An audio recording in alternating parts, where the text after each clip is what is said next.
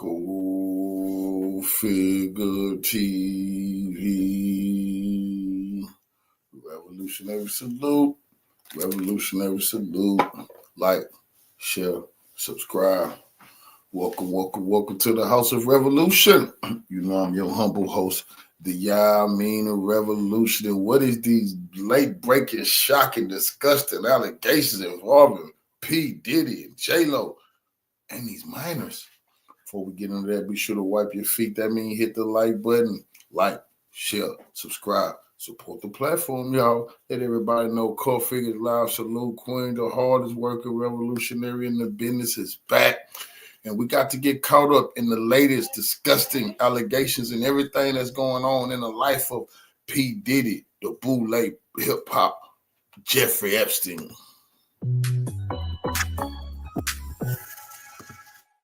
This situation with Ben Affleck and Jennifer Lopez has gotten so awkward. They tried to go no contact, which reminds me of like high school time or college time, whenever you get into a fight with your friend or an ex and you go no contact to see who's going to reach out first. Though I don't think that Ben is reaching out anytime soon, because sources have shared that he kind of came to his senses and realized that this roller coaster with Jennifer Lopez is not who he is as a person. This article reads that Ben Affleck is looking for a break after his tumultuous year with Jennifer Lopez, but he can't get one. Even though the former dynamic duo is working through a divorce, they have often crossed paths in uncomfortable moments because they do have young family members. They were a blended family for about 2 years, which is interesting to me. I understand trying to keep the family dynamic alive, but Jennifer and Ben weren't together that long, and a lot of their kids are pretty grown. So I think they could understand, Ben and Jen, they broke up. I don't really know why Jen needs to be at all of Ben's kids' events and vice versa. The issue is that Ben and Jennifer Gardner's 15-year-old child, Finn, and Jennifer Lopez's and Mark Anthony's 16-year-old twins go to the same LA school. As any parent knows, school activities keep a family busy, which means there are a few run-ins between these two. I actually wonder if their children are friends within school because, high school is pretty small. Everyone knows each other, but the source said that it's still very awkward, so I doubt that they are friends. Also, imagine going to high school and having such famous parents and so many people talking about them. I'm sure they have a very different high school experience than what I had. They recently had a run-in on October 18th. We saw that Ben and his ex, Jennifer Garner, ran into Jennifer Lopez, but supposedly Jennifer looked confident. She walked into that school and walked right out, but Ben looked stressed because the paparazzis were following them. And looking at these pictures, you could see that Ben is giving the same old mean, miserable mug that he always serves to paparazzis. I just feel like he's got a different kind of resting bitch face. We all have like a resting bitch face. Do I have one? Comment below. But Ben has something different. It's like not a resting bitch. It's like stressing, miserable man face. I don't know. Is there a word for it? Comment below. Well, it actually looks like one of the twins, M, has a close bond with Finn. Quote, a divorce is never easy, but Jennifer doesn't want to be selfish about it. The kids always got along and have fun together. It makes her happy seeing the kids happy together. Happy kids are her priority. Whoa.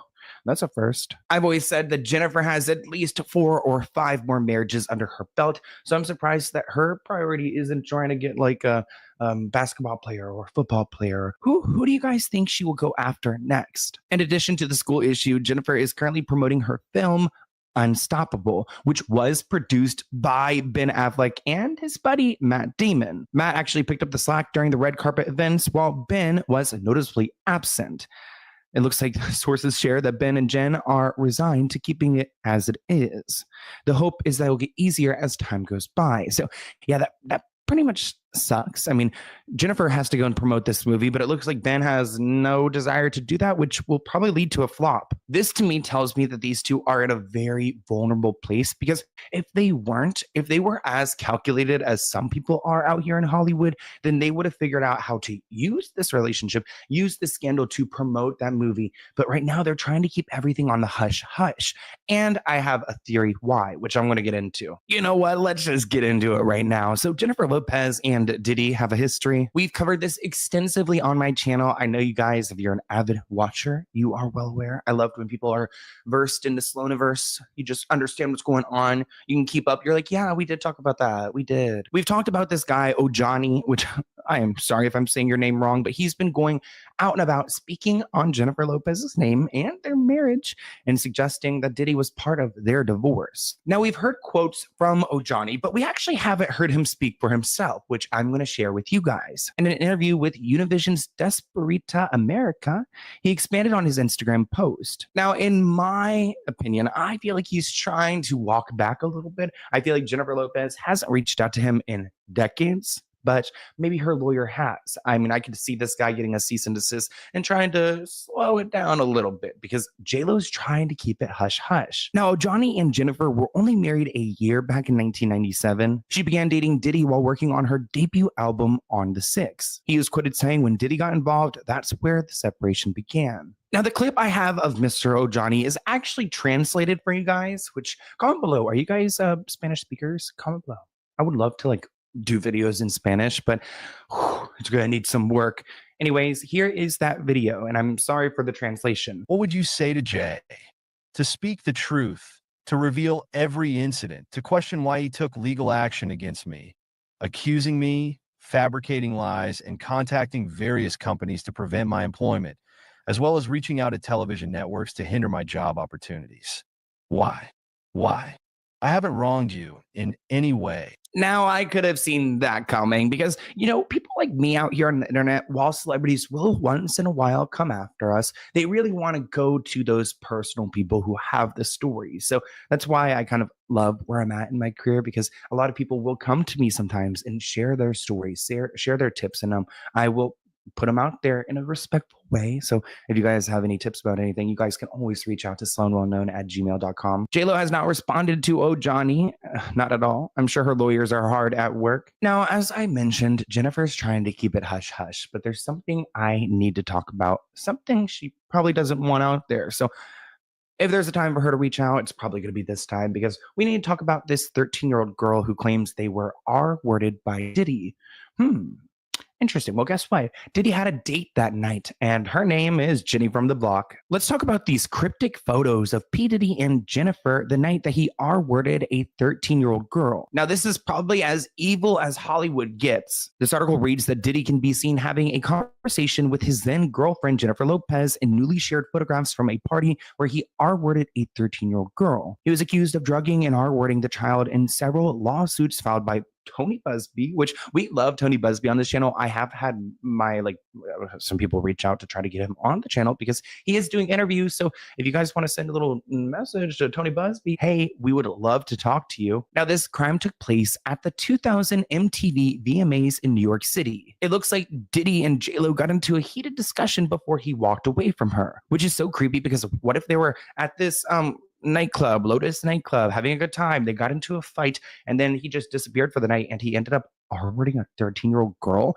Imagine then the next day Jennifer seeing him and having no idea he just did that. Diddy was stood in front of JLo while wearing a white t-shirt and a baseball cap, with his hand resting on the wall behind her head. Now, of course, we have no idea what they were speaking about, but I feel like if we asked JLo, she could remember. Who knows? Maybe she was so turned up. Diddy was seen holding a bottle of champagne in his hand during the interaction. Shortly before the exchange, JLo was seen standing next to her sister, Linda Lopez, on an elevated platform, which we've got a video coming out about Diddy's mother.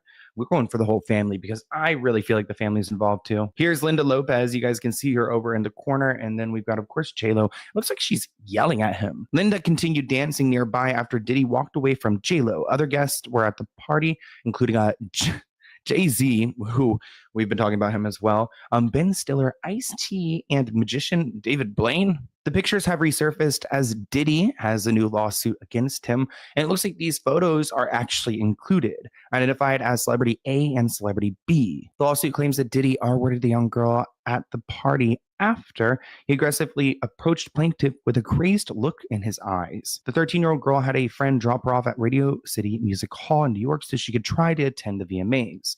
The alleged victim arrived at the venue but remained outside because she did not have a ticket. Now, while I was looking into this story, I tried to find anything involving Diddy and the VMAs and maybe possibly this victim. But I don't believe this next clip is the victim we are speaking of, but it's a really bizarre moment from this time period where you see Diddy waving at a young girl, and it just kind of, I mean, looking at it now with the info we have, it's so scary. I feel like it's the beginning of a horror film.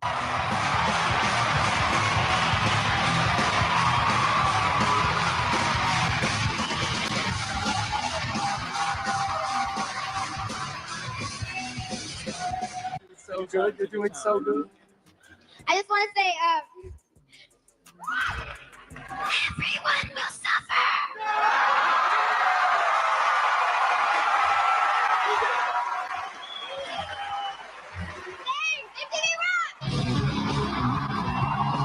Not that everyone will suffer. What in the hell is that? Also, who is she? Comment below. I'm sure you guys know because you guys are you're just so smart. So you guys are always like, wait, Sonia, you didn't know who that was? Oh, I didn't. I'm sure I will when you guys comment below. And I'm like, oh, damn it, I did it again. But there's more to that clip. There's actually a moment after where they're backstage, and I need you guys to take a look. I won the MTV Movie Award. Come to the after party along.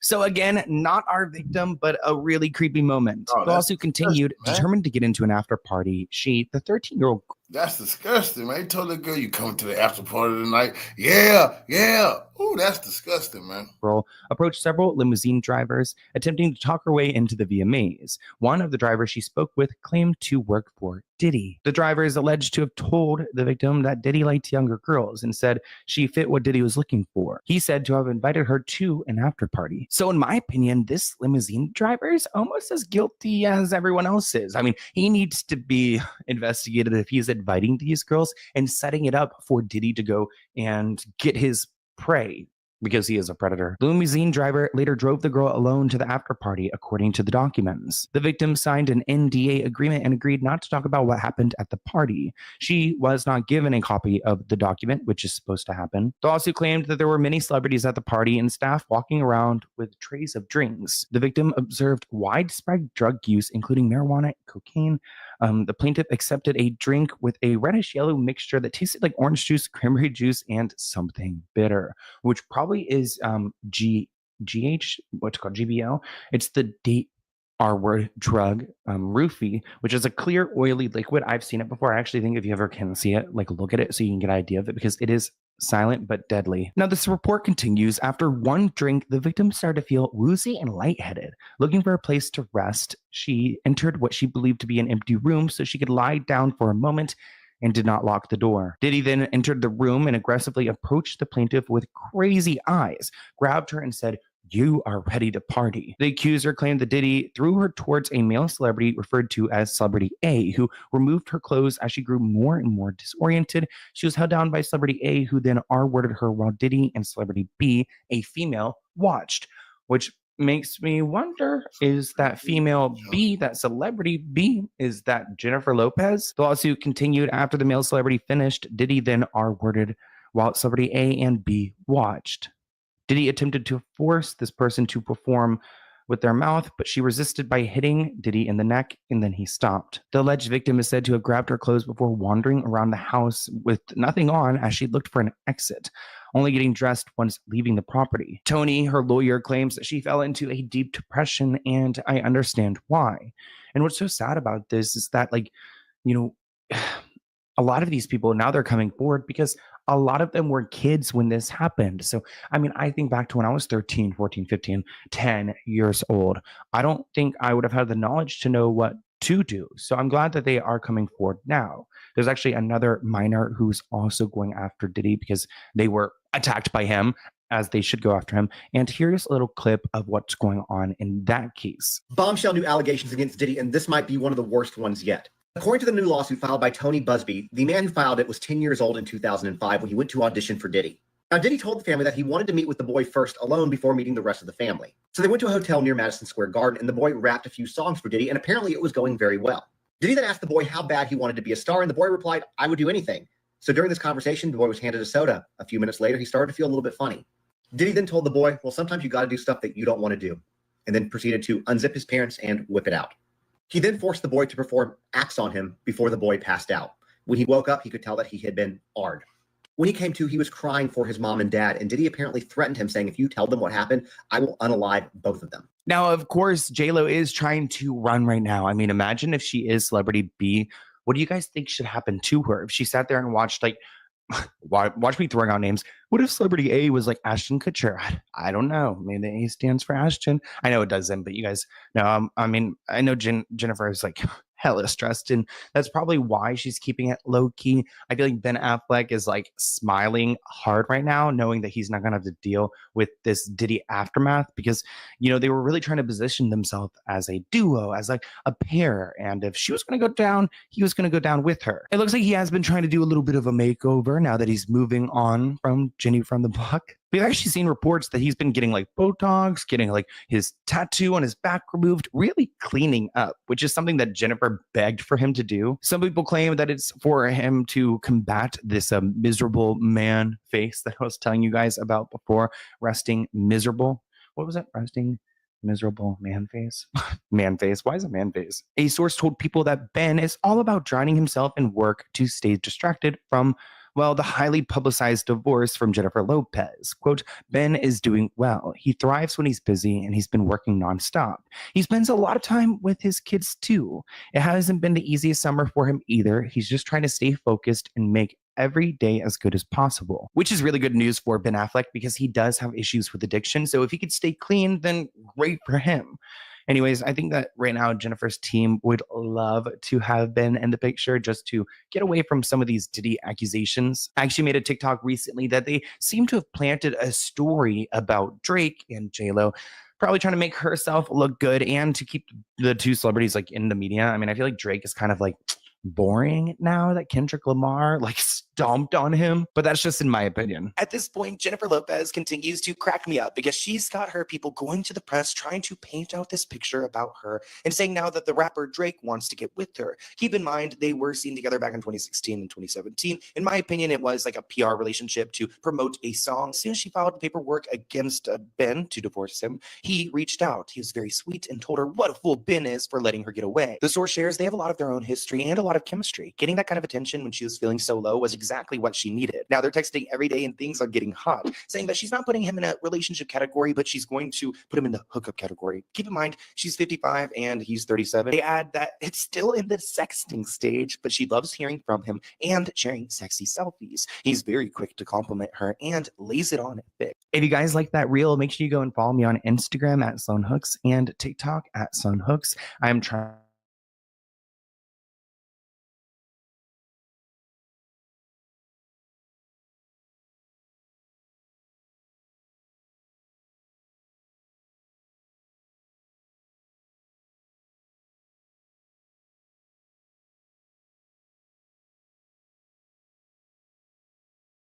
It looks like Jennifer Lopez was in deeper with Diddy than we previously thought, which is saying a lot because there have been nasty reports of her being deeply involved with Diddy when they were together. Y'all know how a new lawsuit filed by a Texas-based attorney named Tony Busby, where a victim claimed that Diddy allegedly SA'd her when she was only 13 years old. Well, new pictures from the day of the alleged incident show that JLo was with Diddy, and fans are now speculating that JLo might be one of the celebs who were alleged to have witnessed Diddy hurt the victim. So what exactly is JLo being accused of? And did she really encourage Diddy to hurt people? Let's talk about this. As shocking as this might seem, it's not the first time that JLo has been accused of allegedly doing bad things to young people. This isn't shocking because if you hang around with someone like Diddy long enough, you start to pick up on some bad behavior. If there's anyone who had a complicated history with Diddy, it's got to be JLo. The two were romantically involved in the late 90s, sparking endless rumors that she was Diddy's closest confidant and knew way more than she ever let slip. She was like his Bonnie to his Clyde, if you catch my drift. But the full depth of their relationship, that's always been wrapped in mystery. Sure, we all knew that they were dating, but there's always been buzz that the story went deeper, that she was holding on to secrets, especially after that infamous 1999 club show.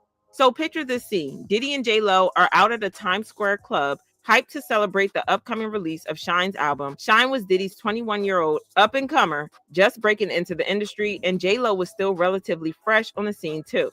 As they were leaving the club, Diddy, who was carrying a champagne bottle, accidentally bumped into a guy named Matthew Allen, also known as Scar, out on the street. Scar wasn't having it and pushed Diddy, setting off a chain reaction. One of Scar's crew then tosses a wad of cash at Diddy's face like it's party confetti. Diddy pulls out a ring out and chaos erupts. By the end, 3 people were injured, including Natanya Rubin, who was allegedly shot in the face by Diddy himself. Meanwhile, Diddy and JLo didn't stick around to see the fallout. The moment shots went off, they made a swift exit, hopping into a Lincoln Navigator that just so happened to have a stashed in the trunk. And here's the wild part. They didn't even get busted for the initially. Nope, they got stopped because they blew right through a red light in their rush to escape. Sloppy, right? Down at the station, both Diddy and JLo had to pose for mugshots, and JLo was reportedly a wreck, crying uncontrollably. At one point, she was even handcuffed to a pole, and her mom showed up furious, shouting at her in Spanish, basically saying, "I told you to stay away from him." Child, even JLo's mom saw the red flags and knew Diddy was trouble, a bad influence who could drag her down with him. And honestly, she wasn't wrong about that. And get this, JLo allowed Diddy and his lawyers to use her name to get him out of his charges from the incident. According to reports, one of his lawyers said, "I don't know if you know this, Judge, but this person, Jennifer Lopez, is a very famous actress. To think Mr. Combs is walking around with her with a loaded, it's so ridiculous that it stretches the imagination." Somehow, that defense actually worked, and Diddy ended up getting off scot-free. But here's the twist. JLo's involvement in that shooting ran way deeper than just letting him use her name to dodge the charges. According to Lil Rod's lawsuit, Diddy allegedly told him that JLo was the one who had actually brought the gun into the club in the first place. And if that wasn't enough, Diddy supposedly claimed that JLo handed him the during the showdown with Scar and even encouraged him to start. Girl, say what now? Lil Rod's lawsuit said, he shared that artist and Mr. Combs' girlfriend at the time, Jennifer Lopez, aka JLo, carried the gun into the club for him and passed him the gun after he got into an altercation with another individual. Well, the next thing we knew, a blind item started making its way around, claiming that there is supposedly video evidence of JLo allegedly doing bad things with young people. The blind item said 50 Cent is reportedly giving wires to the Hollywood Friends that the FBI have naught tapes of Jennifer Lopez having intercourse with underage girls and boys at the P Diddy freak-off parties, and Lopez was caught in several naught tapes that were seized by the FBI in the P Diddy house's raid. That's the reason Ben Affleck and Lopez are getting divorced, as the FBI informed Affleck of the videos and future indictments coming. There were reports that a lot of people were planning to snitch on Diddy, and allegedly JLo was one of them. A lot of individuals could be conspirators with Diddy. My understanding is that there was a lot of individuals that were involved. And I think by looking at the indictment and seeing that only Shyne Combs is the only defendant currently, who knows if that increases and it gets superseded with a different indictment. But currently there's only one defendant. My guess is that all of those individuals that could have been co-defendants or could have been co-conspirators or could have been involved in a RICO case have flipped on Shyne Combs, and they're getting some sort of immunity. Well, it looks like she might have a reason to snitch on him, because there are fresh speculations that she might know something about the 13-year-old he is accused of hurting. According to Variety, Jane Doe was 13 years old on September 7, 2000, when she tried to attend the MTV Video Music Awards. She could not get into the awards show without a ticket and therefore approached several limousine drivers after the event to see if she could attend an after party. One of the drivers allegedly worked for Combs and drove the plaintiff to a party where she signed a non-disclosure agreement and accepted a drink. They went on to say that after just one drink, the plaintiff alleged that she began to feel woozy and lightheaded and made her way to an empty bedroom to lie down. Soon after, Combs allegedly entered the room with a male and female celebrity. She then alleges that she was raped by the male celebrity as the female celebrity watched, before allegedly being raped by Combs as both celebrities watched. The suit goes on to allege that after the assault, the plaintiff, who now lives in Alabama, fell into a deep depression, which continues to affect every facet of her life. To nobody's surprise, Diddy's lawyers denied these allegations, claiming that never happened. They released a statement that said, Mr. Combs and his legal team have full confidence in the facts, their legal defenses, and the integrity of the judicial process. In court, the truth will prevail. That Mr. Combs has never SA'd anyone, adult or minor, man or woman. Looks like they're also trying to hush up more victims and push for the court filings to be sealed, all under the guise of protecting Diddy's right to a fair trial. They're claiming that keeping things private will supposedly prevent any bias against him, but fans believe that it's giving cover-up energy. According to reports, his attorneys also filed a motion on Sunday with the judge of the United States versus Combs, requesting to prohibit further extrajudicial statements from prospective witnesses and their lawyers that substantially interfere with Mr. Combs' right to a fair trial. In newly resurfaced photos, we can see Diddy and JLo getting into a messy fight on the night that the alleged incident happened. According to reports, JLo and Diddy arrived at the venue with her sister Linda, manager Benny Medina, record executive Damon Dash, as well as several girls and various members of their entourage who made their way to the club's VIP area. Instead, Diddy could be seen pouring glasses of pricey champagne and dancing with guests. The artist appeared eager to celebrate after JLo, who was 31 at the time, had secured the award for Best Dance Video for her hit song, Waiting for Tonight, according to the witnesses. The report said that, for reasons that are unclear, tensions escalated, leading to a dramatic confrontation in the middle of the festivities. Lopez, who is standing on an elevated platform above the rest of the crowd, can be seen scowling at her then boyfriend, who is below her, pouring champagne for other party guests. The two eventually got into an angry exchange, with JLo's sister seen standing nearby and attempting to lighten the mood by dancing. Meanwhile, observers had watched in disbelief as the couple's argument unfolded. After a couple of hours filled with arguments, Diddy decided that it was time to leave the party. He took Lopez and their entourage, including the girls, and exited together, the source said. It is unknown what the argument was about. Well, given that Diddy ended up allegedly SAing a woman sometime that night, while a female celebrity watched and did nothing, fans are now wondering if JLo could be that woman. And given everything that she has been through with Diddy, well, I'm gonna leave y'all to draw your own conclusion. Fans commented, JLo dated Diddy as she knew Kim Porter was still in a relationship with him. She sold herself to Diddy for fame, and now she played a victim of Diddy. Shame on JLo. Another person said, of course JLo was involved. She was with Diddy to get her career going, and it worked. Now she is such a narcissist. She knew what Diddy was like. People who want to become a big star will do anything to become one. Her ticket was Diddy. Now she's paying the price for dealing with evil. She shouldn't care. She got what she wanted, fame and fortune. Anywho, y'all let me know what y'all think about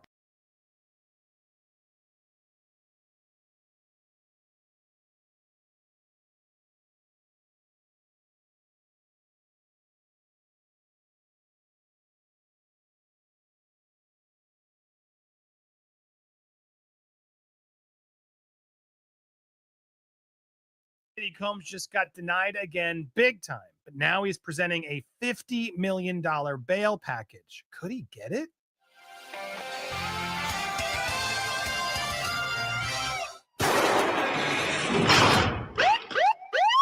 Welcome to Popcorn Planet's Diddygate coverage. I am Andy Signor with a Monday update regarding Diddy, what's been happening. There's some big news coming in. He was denied that gag order. Remember when he was out there trying to basically silence all his accusers and lawyers and everybody, while his family members were out there doing what they did, yapping their mouths, and his lawyers out there doing that. It was just so hypocritical, and also just not the way it works. You can't just silence everybody pre-trial. Or even potential future accusers is kind of what this thing was trying to get done. Well, that's been said. Before we get to the bail, let's just make this clear. The judge has denied the gag order. Balancing the interests at stake, the court has already taken steps to limit what can be said publicly, and further requiring the government to make these requirements clear to anyone involved in this case. As this court stated in that order, it will take appropriate action for violations of the rules or this court's order. The court is open to other tailored proposals that will help ensure a fair trial. As to the mounting civil cases against Combs, there are further steps look at that stressed italicized, he can take, as it says right there, including seeking relief in particular cases if the parties or the lawyers have made prejudicial statements to the press, or moving to stay those cases pending the resolution of this one, just to give two examples. However, the unprecedented relief that Combs seeks on this motion is unwarranted. So no, you can't just silence all the accusers, all the victims, all the lawyers. It doesn't work that way. Judge denied. Now, judge made it clear, look, we're open. If we see someone blatantly break this and doing something against the rules, then come back. We'll obviously punish them. Also making it clear that all these civil cases can be stayed, meaning just pushed and wait until the criminal case is, done and over with, which is a smart move to do because you don't want to try to, the criminal case is the important one. You don't want to throw it all out. It's like the Michael Jackson case is the prime example of that, where they made him have to settle he had to face these civil cases first before the criminal trial. And that was one of Michael's biggest regrets. We're going to talk about that in the documentary I have on him. So if you don't know all the facts, stay tuned. It's going to come out next year. But he was like, look, I don't want to give up all our stuff, so then they can come at me even harder and try to discredit me with this and that and that. That sort of changed the rules. And so, yeah, criminal cases usually come first. It's the important one. And then after that verdict, it can help or hurt, the defendant. And so these civil cases will, definitely be helped if Diddy's found guilty. If he's found innocent, it's not going to help them much at all. But that's really sort of how it should work. The criminal case and then the civil cases, in my opinion. So he's likely not going to do anything with these civil cases unless he wants to settle some. I don't see how he can afford that right now. But the judge saying, enough, gag order, it's not happening. And I love that he's even like making it as clear as day. You have options, dude. Stop trying to play like you don't. Now, where things are getting more interesting is this now even larger bail package, citing changed circumstances, new evidence, yada, yada, yada. Here it is coming in, this massive thing. Now, it's important to know this is the third time, and he's been denied bail 3 times since his arrest. Multiple judges citing a risk that he might tamper with witnesses. Now, he's proposing this new one with his $50 million package backed by his Florida mansion. His music mogul hopes will win his release. That's interesting because his mansion isn't selling. His mansion in LA, no one wants to buy the Diddy house. Surprise, surprise. Are you guys surprised that no one wants to go to Diddy's house? The price is way too high. He's not actually going to get that much money. So it's interesting to see how this actually all is leveled out. Let's go through it. So here's what they're presenting. Okay. Mr. Combs proposes an updated bail package that is far more robust than the previous proposal, as well as other bail package routinely approved by the courts. The proposal package even surpasses a bail package recently requested by the government in a comparable case in a neighboring district. The updated proposal conditions, which include home detention, strict 24 security monitoring, near total restrictions on ability to contact individuals or their counsel, will reasonably assure the appearances of Mr. Combs as required in the safety of any person and the community. Second, new evidence received in discovery from the government undermines the primary basis of which the government initially sought, and Judge Carter ordered detention.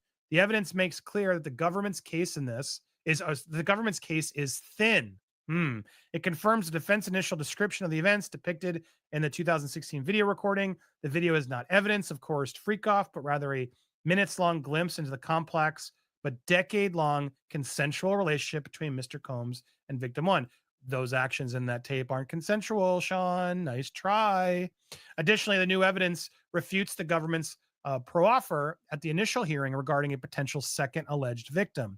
And the new evidence confirms the government's obstruction and witness tampering allegations at the initial bail hearings lacked a factual basis. Third, Mr. Combs' current condition of confinement infringed his constitutional rights to participate in his defense.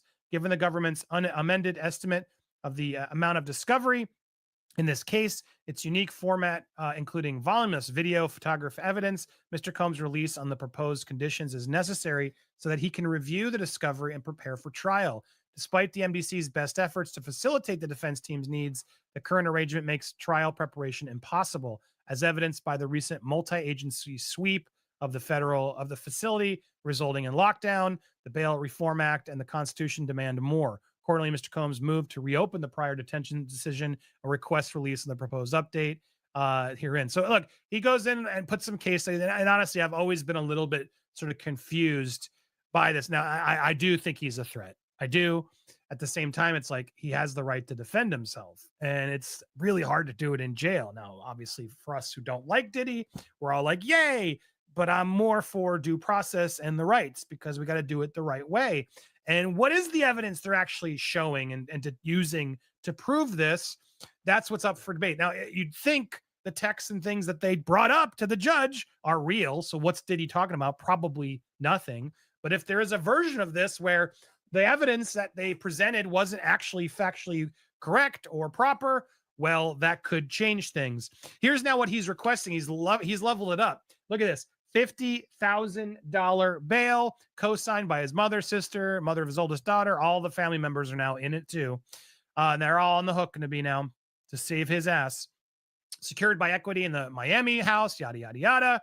Full home detention at his residence in Miami. You know, the house that they didn't raid. Idiot King Combs. Or suitable location, New York, with GPS monitoring.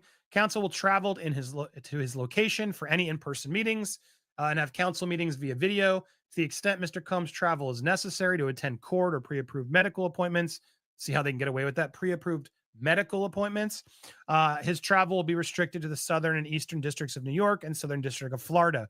He must pay all or part of the cost of location monitoring, 24/7 monitoring by qualified security personnel approved by the government and pretrial services. Well, that's interesting. That's interesting because previously it was his team, the team that had all those weapons and things there. I don't think they were trustworthy. He'll have no access to telephones or the internet except for during calls with counsel to be arranged by the security personnel. So now he's given up saying, you can have monitoring at my house. Just let me be at my house so I can properly do this. Restrict all visitors except for counsel, pre-approved list only consisting of specific family members with the consent of pretrial services and the government. Family visits will be scheduled only with pretrial services prior. Security personnel will monitor family visits. I mean, to be honest, if this is how it really reads, and it's like you guys can pick the security, they will be there always. They will monitor everything. That's pretty massive. Mr. Combs shall avoid all contact directly or indirectly with any person who may be a victim or witness in the investigation. Also massive. Look, you can just tell he's desperate because he knows, he has to know at this point, he's probably never getting out of jail. And this is his only opportunity to sort of have some time out of jail with his family, with his kids. That's what I guess is happening, and seeing that he's really given it all up. And the fact he's given it all up is also not a good sign because it's like, why are we here? How did we get to this point? He will consent to provide pretrial service, random access to the residence. His passport will be surrendered. Following family members have also surrendered their passports. Here we go. Counsel will continue efforts to sell his airplane. Defendant shall submit to testing for substances if required. Yada yada yada. So he really is giving it all up.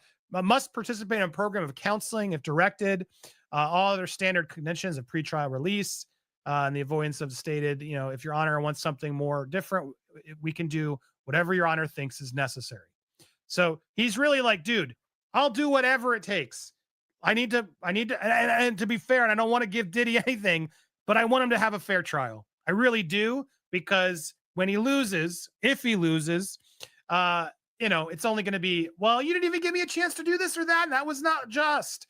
I don't want any of that later. I want to give him the right, put him in 24 surveillance. Fine. Make him pay for it. Okay. You're going to have the prison there. Fine. We're watching you. You can't leave. If you could not contact anybody, it's over. Those are pretty good limitations, I would think. I'm curious what you think. Could a judge finally accept that? Will they accept this $50 million package that really does seem to put the restraints on to not let him get to these witnesses? I want to know what you think in the comments down below. Before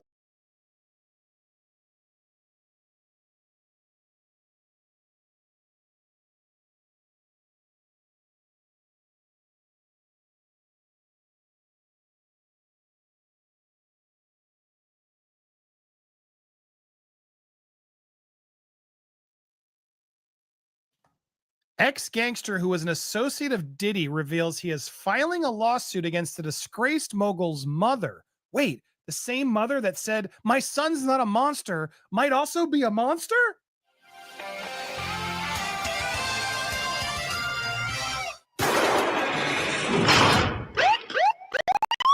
Welcome to Popcorn Planet's Diddygate coverage. I'm Andy Signar, and yeah, it looks like the apple may not have fallen too far from the tree.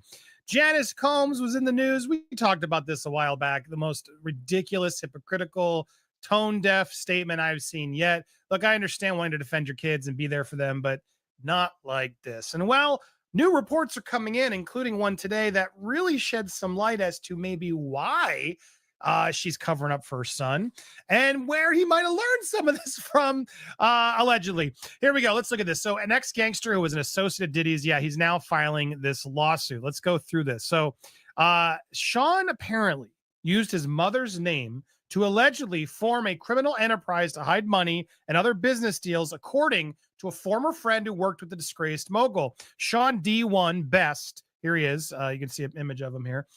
He claims, now this is his allege, that Combs used his mother Janice's name to hide artists' publishing rights, including deals Best said that he brokered in the late 1990s. Best claims his company Finish Line Entertainment signed artist Diddy, who worked on various albums of Bad Boy, including Christopher Notorious B.I.G. Wallace, Born Again, which reached platinum status, sold over 1 million copies.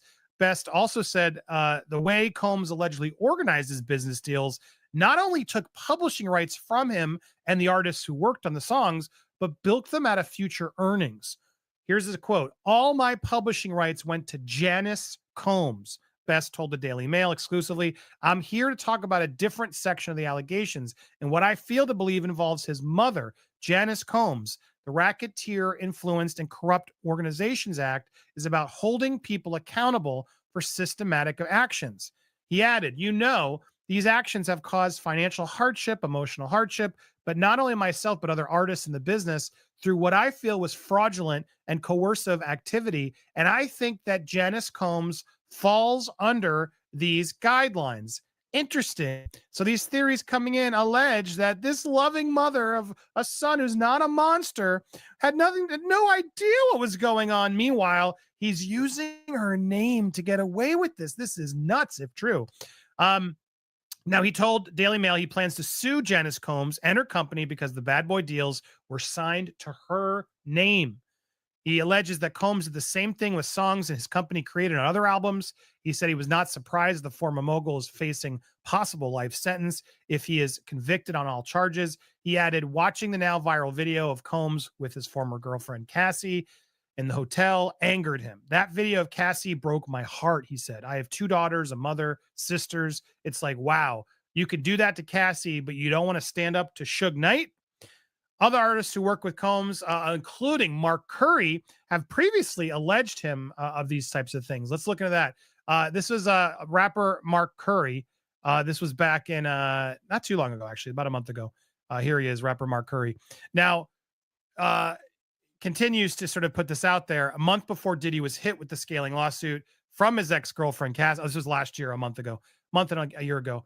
Month before the lawsuit that resulted in all these criminal charges, Diddy surprised the music industry by giving back publishing rights under his Bad Boy label to a host of artists. Now, this was clearly done to curry favor. Now, it was praised by Diddy's people, and he was out there at the time trying to make it look like, I'm doing the right thing because the game's changed. More like he knew the game was about to change on him.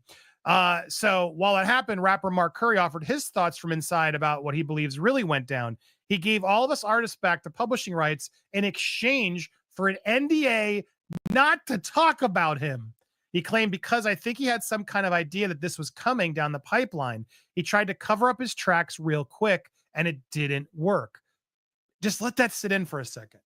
He tried to buy the silence of all the celebrities before it really hit the fan. And in order to do this good that he was out there trying to do, Diddy, I'm finally doing what artists have wanted to for that they deserve.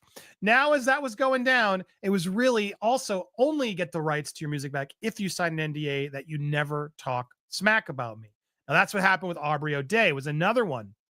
He was out there trying to put this deal out, say, fine, you know what? I've taken the artist's rights too long. It's not fair what I've done to all these artists. I'm going to give you guys the rights. But it's even worse. He's going to only do it if you sign the NDA. So you can't talk ever about me. Aubrey was asked about releasing the rights. I think you would probably be making moves to keep as many people as quiet as possible. Aubrey goes on to say that it would have made her financially whole. It would have not made her whole again. It asked me specifically to stay silent and never speak poorly about a human. So then I realized something really bad is coming. Source with knowledge tells Page 6 Aubrey got her big break because Diddy and Bad Boy cast her in the Danity Kane last year when he reassigned his portion of publishing to Bad Boy artists, an unprecedented move within the industry in which he did not have to do and not all artists signed an NDA. So claiming, that was only for certain people. It's very confusing, but this thought that in order to get the rights back, which they should have gotten, which he's trying to do to save face and look like he's pro-artist, he's like, only if you never talk about me again. Now, Aubrey didn't sign that deal. Good for her. She wanted to be able to retain the ability to continually talk about that. It's just doing the right thing Combs told Variety at the time. I think that we as an industry, as a people, have to look at the mirror and make a shift forward. It's about evolving, leading by example, and reforming an industry that needs it in a world that needs reform. Yeah, right, Sean. More like you need to make all these people shut up is what it more seems like. And Aubrey would not stay silent. She did not sign the deal. She would have been given $300.30 for a full release against all claims against Diddy and many other players. That is insane. But let's not leave it there. Let's look at Mace, what Mace said. This was in 2020, a rant. He claimed that Diddy took publishing away and also brought up Diddy's mom. Here she is again. Let's go. This nigga told me he want receipts. Let's start with your mother, nigga. Your mother got the receipts, nigga. Everything is in your mother's name. That's the one who got the receipts, nigga. You need more proof, nigga? Biggie ain't here, so Big can't give you no receipts. He dead. Craig Mack can't give you receipts. He dead. What are you talking about? Who else? Black Rob can't give you receipts. He dead. And everybody else you made sign paperwork so they can't talk about what I'm talking about. I'm the only one with the guts. You're not signing it, nigga. I ain't need the money. All money ain't good money. Remember that. All money ain't good money. Good. He was ahead on something, as were many, and that's part of the problem here. It's like this guy, Diddy, Sean Diddy Combs, had a history of using artists, lying, doing a lot of just disgusting stuff behind the scenes. I'm not even talking about the parties. I'm talking beyond just that, disgusting from a moral, ethical standpoint to his fellow artists. There's so much out there. And now to go back full circle and learn that his mother was the name behind some of these. She was getting the payday. He used that as a way to sort of make other deals and get away with things because it wasn't in his name. It was in his mom's name. But, you know, he's not a monster. My son's not a monster. It's a witch hunt. This is ridiculous. This is like how unfair is it that this is happening? It's heartbreaking that my son is judged not for the truth, but for a narrative created out of lies. Oh, Janice. I think a reckoning is coming to you as well. It's why the whole family is nervous, because I imagine the family's out.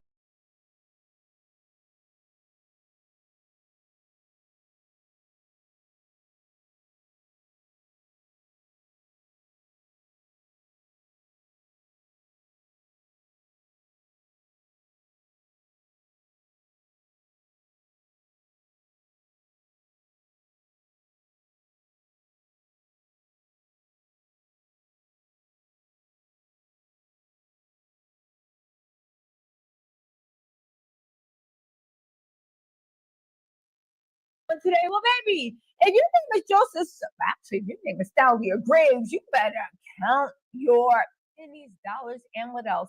And also Gloria Albert. Y'all, what am I talking about? If you guys don't know, remember that girl Thalia Graves that used to have attorneys and she somehow got the Gloria Albert? Okay, she came out and said that Diddy and the bodyguard, you know, did a Diddler special, and they did all this stuff to her. And a lot of people were saying something seems to be up, namely the bodyguard. Now, let me just say this. We don't know whether Thalia is telling the truth or not. That will be proven in a court of law. Thalia is not backing down. Gloria Allred is not backing down, which is why I'm asking what is going on, because Diddy's bodyguard has sued Thalia and Gloria Allred, being like, you know what?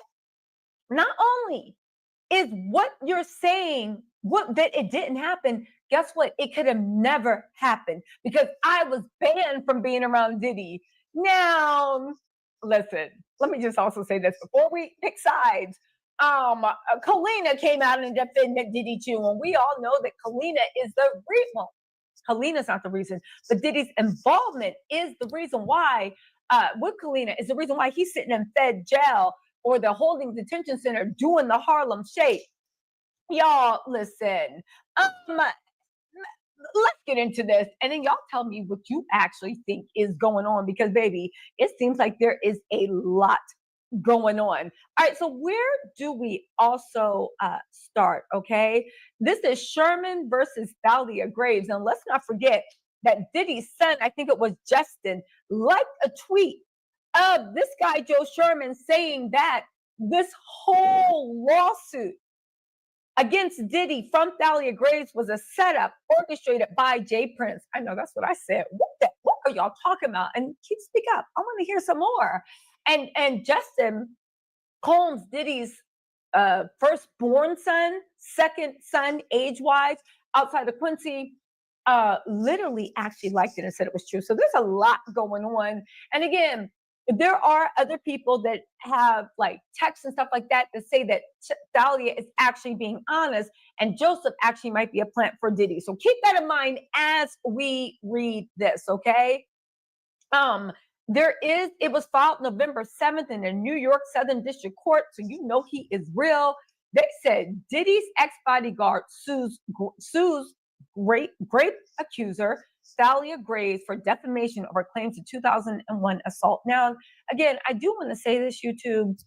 Remember Tattletales? Remember when we actually had that live a while back about Courtney Burgess and what's going on, right? I believe Tattletales, we were the first ones to actually ring the alarm about something ain't sitting right. And remember I said, if there's any truth to what this man's saying, he has a per se defamation case against Diddy and his lawyers because they actually called him out in federal court documents. And to actually see who's telling the truth and who's not, where's the defamation case? Where's the defamation case? Because you can sue for defamation. Well, guess what?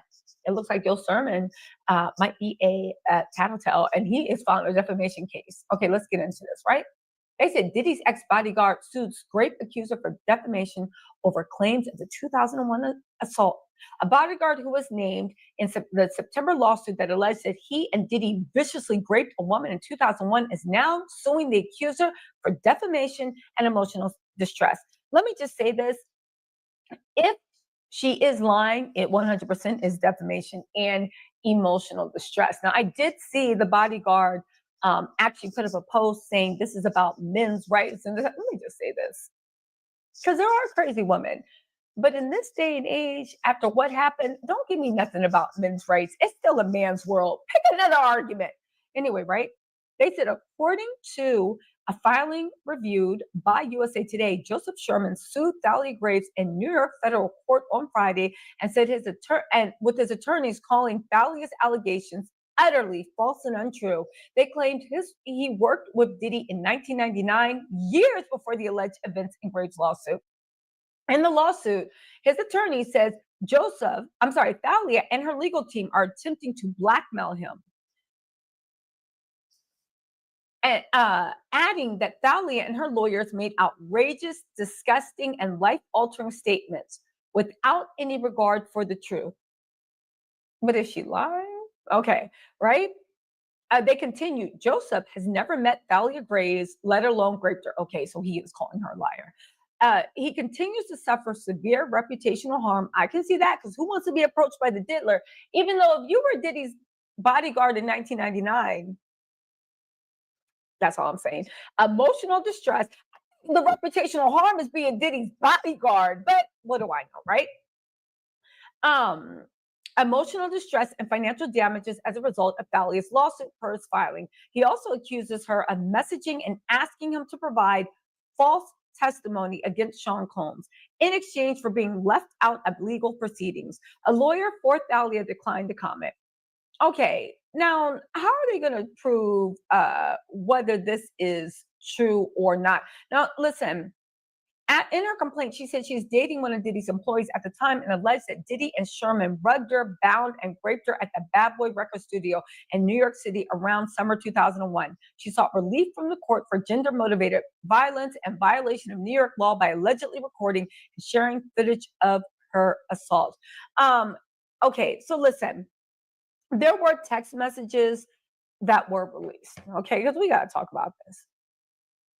And I read some of those text messages. It does look very damning. I find it so interesting and sad if Gloria Allred actually saw those messages, saw that at least this guy, Joseph Sherman wasn't a part of it, and still pursued it and threw this bodyguard in the mix. Now, there are people saying that the messages were fake. There's more to the story, but they are suing Gloria Allred for defamation. Again, Nobody is above the law. So in this point, it gets into who do you believe? But just because this guy, Joseph Sherman, was Diddy's bodyguard for years, we already looking at anybody that was Team Diddy as like, wait, what's going on? Now, it's also important to know that the guy is saying that it would have been impossible, right? It would have been impossible for him to actually be somebody. It would have been impossible for him to have actually done it too, because he actually said that he was not even around Diddy after that. He wasn't allowed, and he says that the accuser has the wrong man. Let's get into this, right? Sherman, however, said in his court filing he never met. In a recent interview, Sherman claimed Thalia targeted him because he refused to be a witness in her case against Diddy. He also hinted at further legal action on Instagram, writing, "Let the war begin. I won $100 million. My first lawsuit, 2 more coming." So who's he suing? He said, 2 more coming. You post me on your blog once I get your information. I'm coming for your neck. Not posting the rest, see me in court. This would never be possible if liberals would have won for years. They've been focusing on taking away the rights of all men. You know, I do want to say that, he's threatening the Jasmine brand. That you meant the Jasmine brand reported a lawsuit again. He literally said that he's coming. Now, let me just say this, right? This would not have been possible if liberals would have won for years. They've been focusing on taking away the rights of all men. I find it funny already, this Joseph, and whether he's guilty or innocent, I'm already looking at him. I get it. His reputation's been besmirched. But for him in 2024 to say that the rights of men have ever been taken away, and that's what's going on, this would have never been possible if liberals had won. Are you now saying because Trump won, you can now sue? Trump's not even president yet. What are you talking about, dummy? Anyway, let's get back into this, right? I'm coming for you. Post me on your blog once I get your information. I'm coming for your neck. Not posting the rest, see me in court. I don't think other people, you cannot get sued for posting court records. She's not saying you're guilty. The Jasmine brand didn't say you did it. She literally just posted what is in the court records. What? Again, this is the same person that thinks that Trump winning is the reason he was able to bring this lawsuit. But you know what? I find it interesting that somebody that is adjacent to Diddy, and it might not be anything, but I find it interesting that somebody is adjacent to Diddy is now saying that now that there is a new administration coming forth, it might actually be favorable for everybody involved, even around Diddy, and the rights of men will be protected. Now, let me just say this. If Joseph was unfairly blamed, yes, Thalia should actually pay for the fullest extent of the law, but it has not been proven in court that Thalia is lying or not. Just like it hasn't been proven in court that Joseph is telling the truth or not. So I'm confused as to how he's suing the Jasmine brand for what? Posting court records?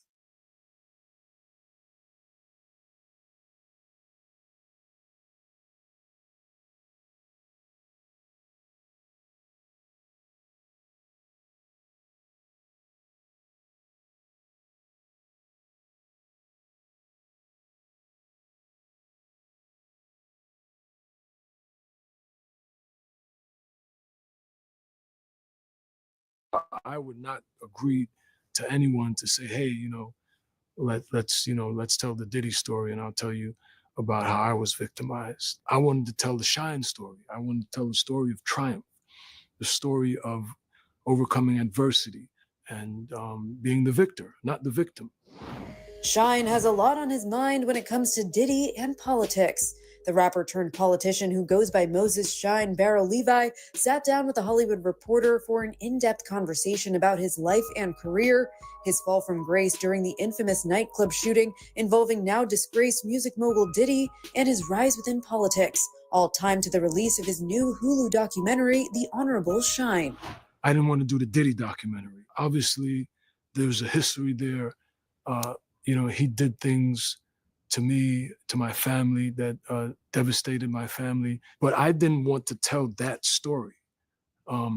It's ironic that that story is telling itself right now as this story is coming out. Everybody that heard me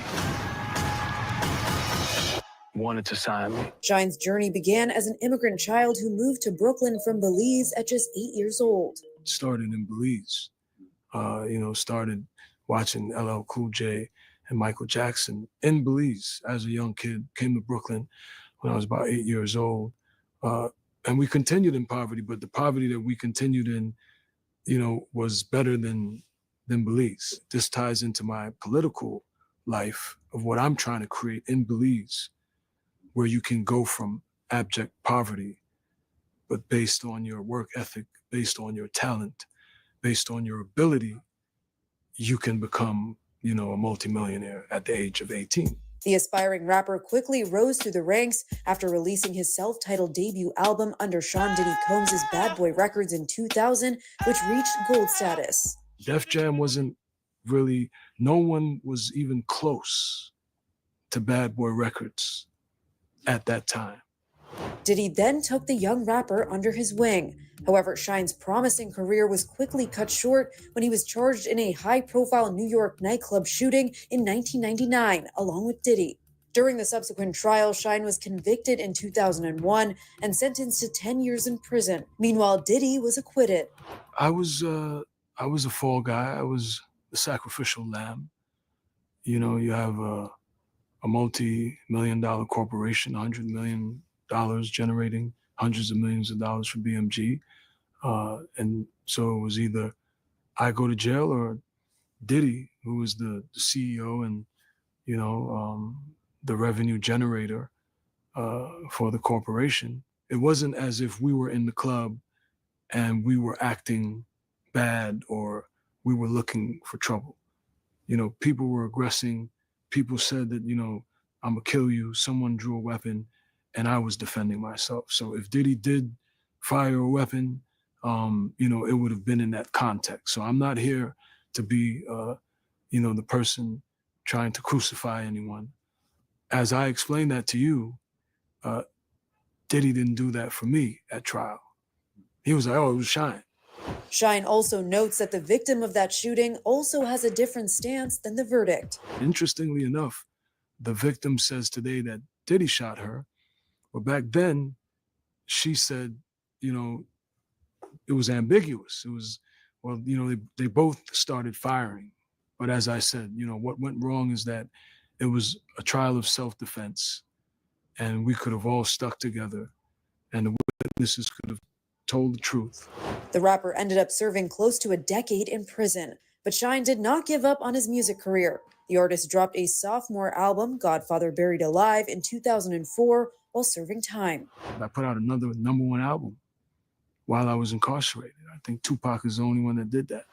Shyne also credits his spirituality and Judaism as his source of peace and liberation during a dark time. My mental supremacy and mental liberation is what got me through. And so Judaism had a lot to do with that, and I'm not the first person that subscribes to Judaism that had gone through that.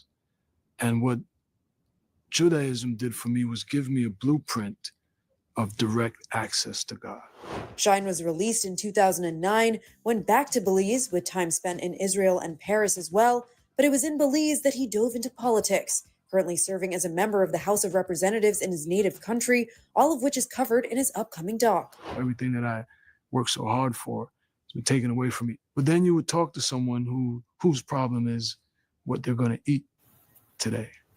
You talk to someone whose problem is their children can't go to school because they can't afford to pay the school bill. How could I bring the opportunities that I had in the United States and I see in other developed nations to my people in Belize? He notes that it was eventually a friend that convinced him to think about politics. I think you'd be a great leader, not like a leader as what I am now. I didn't even imagine that at this time, but just a great political figure, a great representative. Yeah, And I said, you know what? You're right. And now there's so much more to tell. In the next year, Belize will hold its election, and Shyne could very well become the next prime minister. Now, as a legislator, now as hopefully the next prime minister of Belize, I can create that system that I rapped about. And I asked for the change. Now I am the change agent. Is even when I was rapping as an 18-year-old kid, I wasn't rapping for me. I was rapping for all the other 18-year-old kids that had a voice, that wanted to be heard, but their voices weren't being heard. And the system was brutal to them. So that's what inspires me today.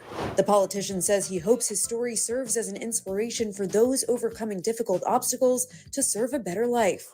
What I want to do is tell a story of indomitable soul of human beings, that no matter what we face, no matter how difficult life could be, that we all have within us the ability to persevere, the ability to thrive. I wanted to tell the Shyne story. I wanted to tell the story of triumph, the story of overcoming adversity and being the victor, not the victim. The Honorable Shyne will debut on Hulu November 18th. For more on this interview, head to thr.com. And for the latest entertainment news and updates, keep watching the Hollywood Reporter News.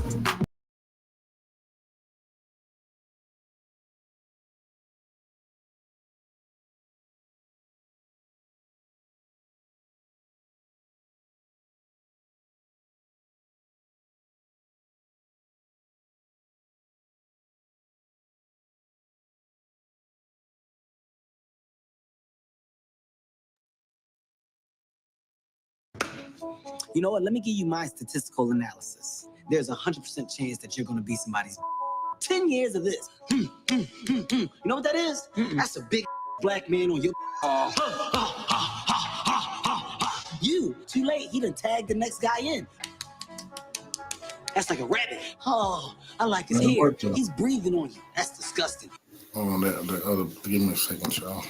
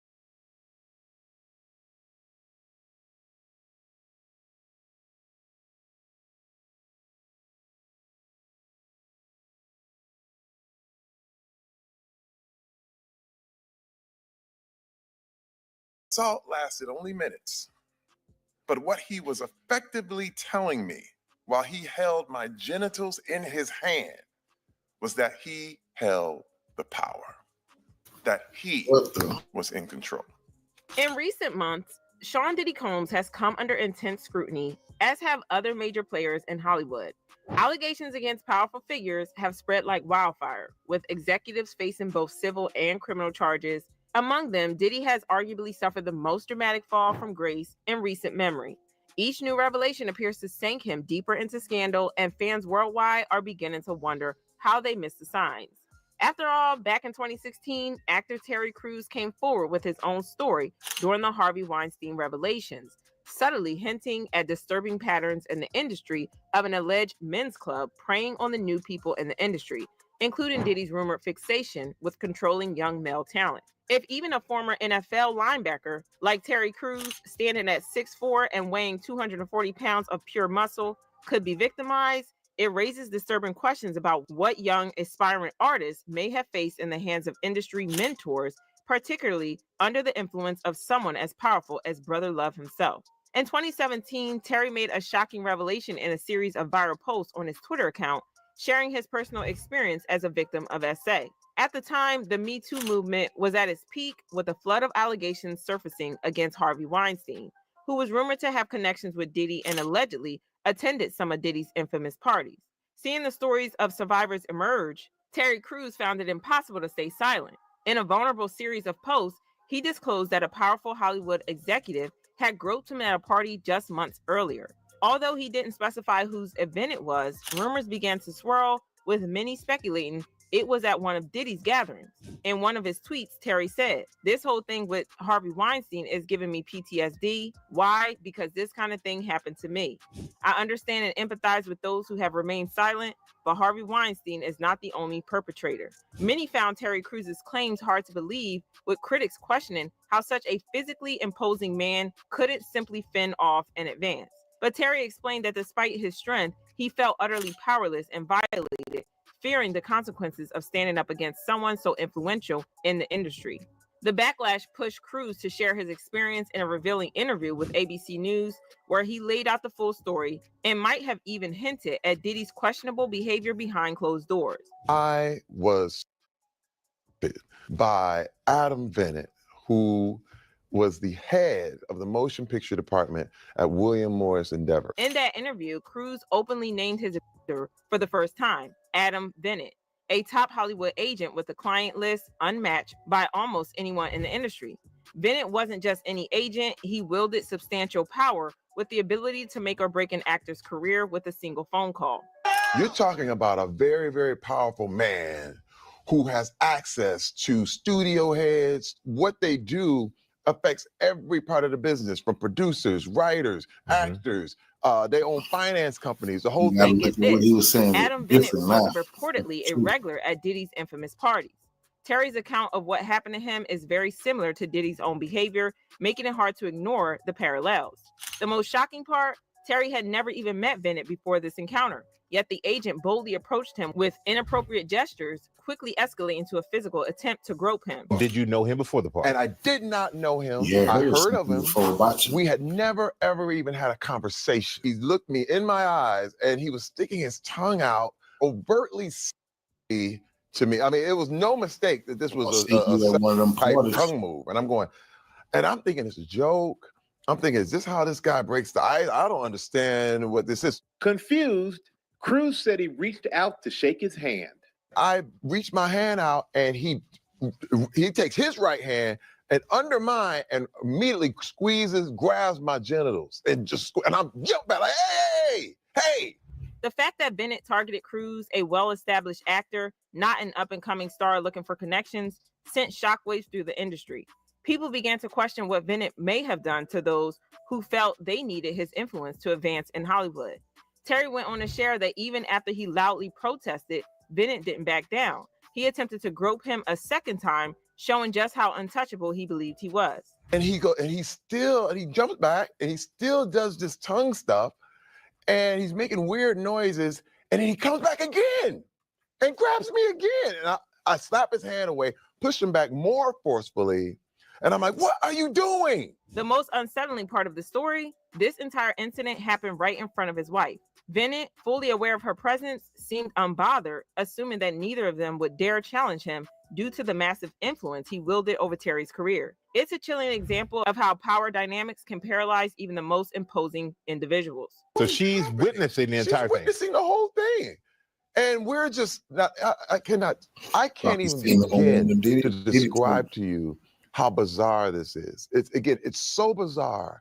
I wake up every morning like, is this a bad dream? Crews addressed critics who doubted his claims or questioned how someone of his size could fall victim. He explained that while he was furious at Bennett's behavior, his wife had to remind him of the severe consequences he could face if he retaliated. She understood that one wrong move could mean the end of Terry's career, and in a moment of heartbreaking restraint, they chose to remain silent to protect his future.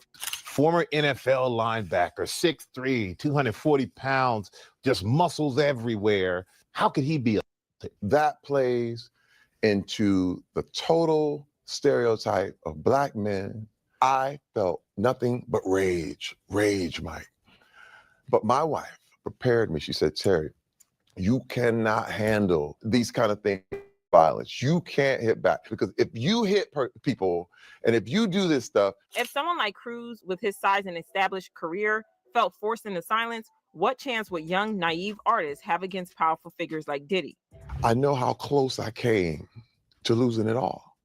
Just when you get emasculated like that, when I tell you the way he looked at me, the way he giggled, it was one of those things where he was like, hey man, no one's ever gonna believe you. It's undeniable that the reality for victims back then was a world apart from what it is now. For years, Hollywood's powerful executives seemed untouchable. But with Diddy's recent indictment, it feels like the floodgates have finally opened. In many ways, Terry Crews warned us about this moment years ago. He alluded to the fact that there were others just as powerful as Bennett. First of all, this whole thing, from Weinstein to all what's happening in Hollywood, is about an abuse of power, an abuse of the position you have. And what happens is they have fooled everyone into thinking it was part of the job.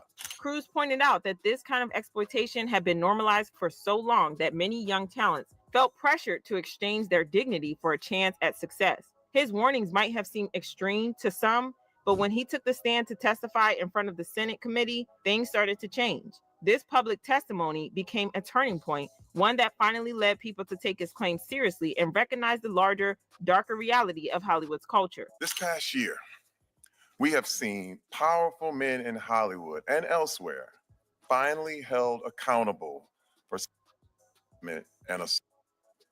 We also saw the backlash survivors faced after coming forward. I wanted these survivors to know that I believed them, I supported them, and that this happened to me too. This encouraged me to come forward with my own experience and reflect. This same pattern emerged with Diddy's case. Alleged victims began coming forward only after Cassie, Diddy's former partner, took a courageous step to publicly accuse him of heinous acts she claimed occurred throughout their relationship. Her decision to call him out, despite the risk, triggered what is now a criminal investigation, arguably one of the entertainment industry's most scandalous cases to date. It took years for people to piece together the full picture, leading many to speculate that the only environment where such acts would be openly displayed had to be a Diddy-hosted party. When the Senate committee asked Crews the same burning question everyone else had been asking, why he hadn't reacted on the spot, he gave them a raw and eye-opening answer. You're a big, powerful man. Why didn't you? Senator, as a Black man in America,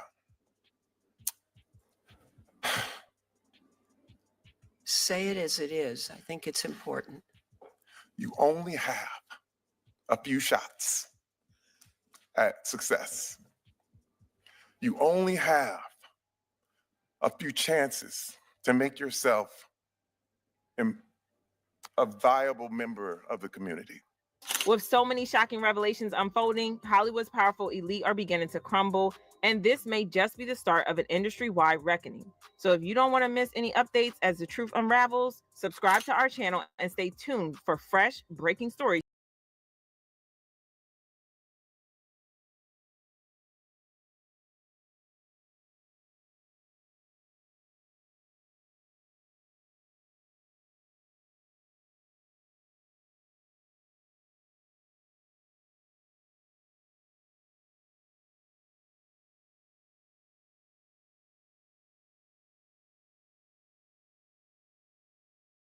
Seal has launched an attack against Oprah, accusing her of knowing about disgraced movie mogul Harvey Weinstein. He sent the following meme on Instagram, which reads, "When you're part of the problem for decades, but subtly, they all think you are the solution." Seal then wrote the hashtag Sanctimonious Hollywood. P Diddy has a buddy of his that he's been producing music with for a while, and that buddy rubs shoulders consistently with Epstein. Consistently. So, Oprah supposedly is on that list in a hidden way because Oprah has bumped shoulders numerous times with Epstein, numerous times with Harvey Weinstein, numerous times with well-known pedophiles, and she is frequently seen with P Diddy. Imagine the biggest names in Hollywood being linked to something so bad that it could change everything. Well, that might be exactly what's happening. A secret Hollywood deal worth $200 million has allegedly gone down, involving none other than Diddy and possibly Oprah Winfrey. For many years, whispers of high-profile celebrities involved in wrongful activities have been going around, but if this latest revelation is true, it might be the biggest bombshell of this decade. This isn't just about Diddy and Oprah. This is about a web of secrets that Hollywood's elite have worked tirelessly to keep hidden. And now it appears those secrets might finally be coming to light. According to attorney Ariel Mitchell-Kidd, there are tapes that have been passed around quietly among Hollywood insiders for years. These aren't just any tapes, they're recordings with compromising content involving multiple A-list celebrities. In a recent interview, Ariel explained that she was contacted to negotiate a deal for one of these tapes, suggesting that the Hollywood elite might be willing to pay millions just to make sure these tapes stay out of public view. But what's even more shocking is that one of these recordings is said to feature Diddy and a celebrity even more famous than him. So how did this story even come to light?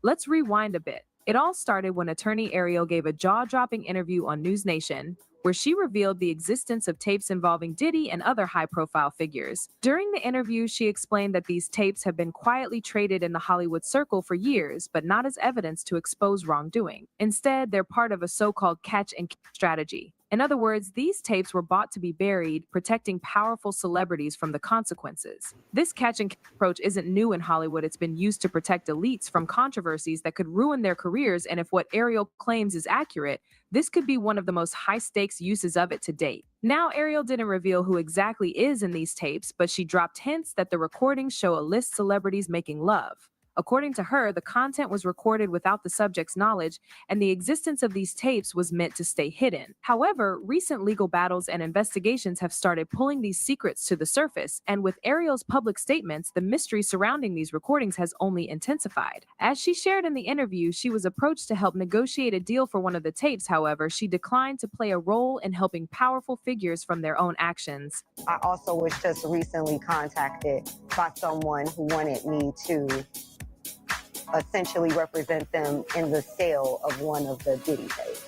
So, which I declined that because... Wait, say that again. Say that again. Back up.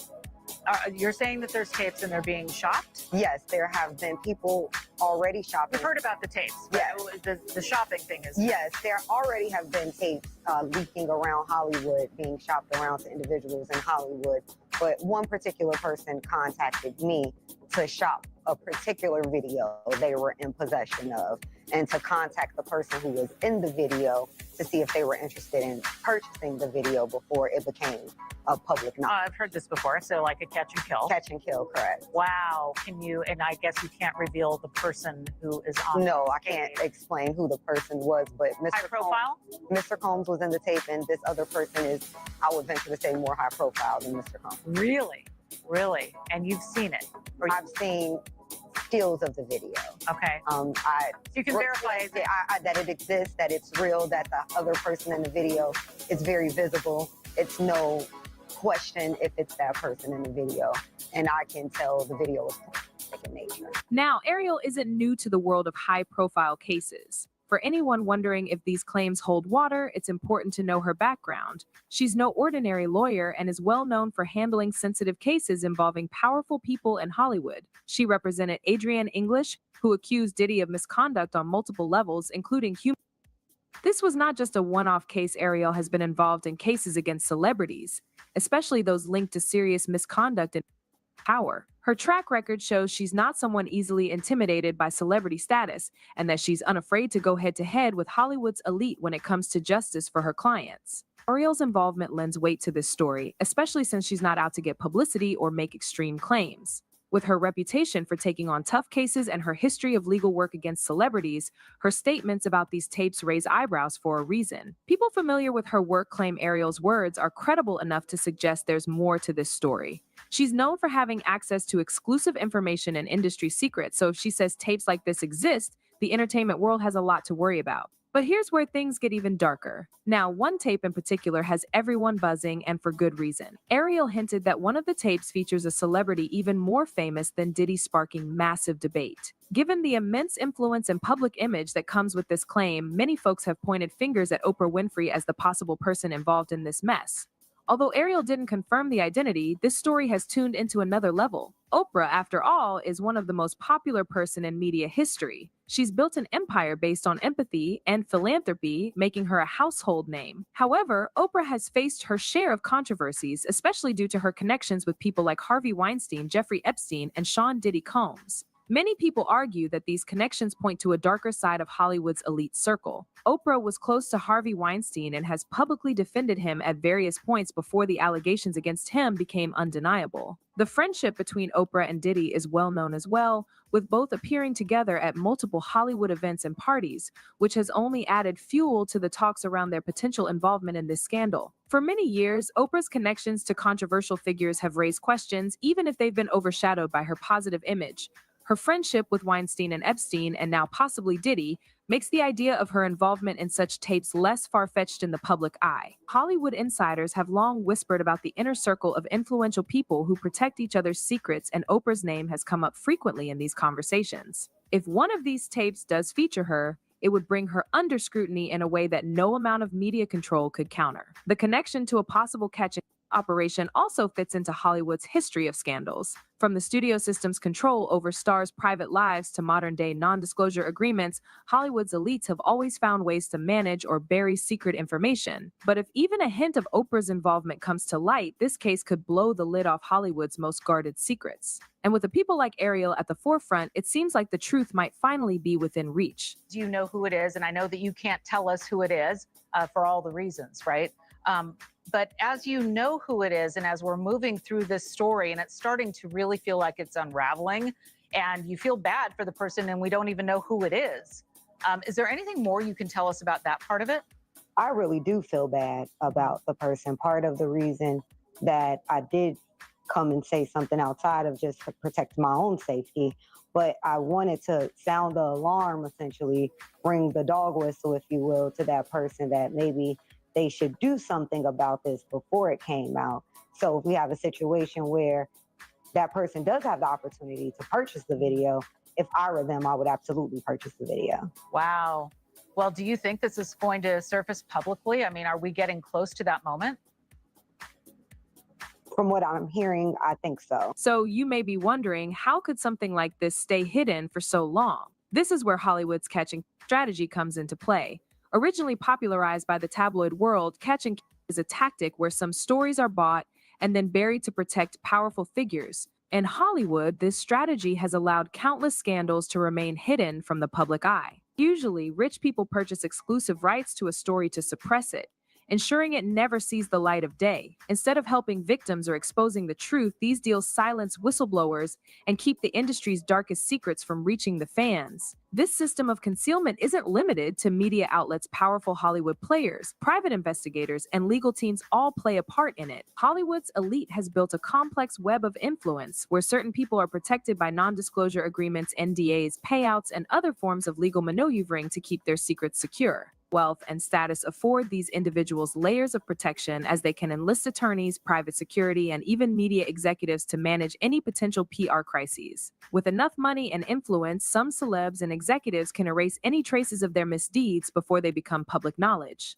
It's a well-oiled machine that protects powerful individuals from the consequences of their actions, which may explain how tapes as explosive as the ones Ariel describes could stay hidden. And Oprah's controversies don't end here. One outspoken critic of Oprah's associations is actress and activist Rose McGowan, who has called out Oprah's connections with controversial figures in Hollywood. Rose has not been shy about her distrust of Oprah. She had questioned Oprah's friendship with Harvey Weinstein, criticizing her silence on his allegations until they became too big to ignore. Rose has also accused Oprah of hypocrisy, suggesting that her personality is contradicted by her ties to individuals known for their questionable behaviors. So Rose McGowan has put Oprah on blast. Rose recently called out Oprah on Twitter over her past associations with some controversial men.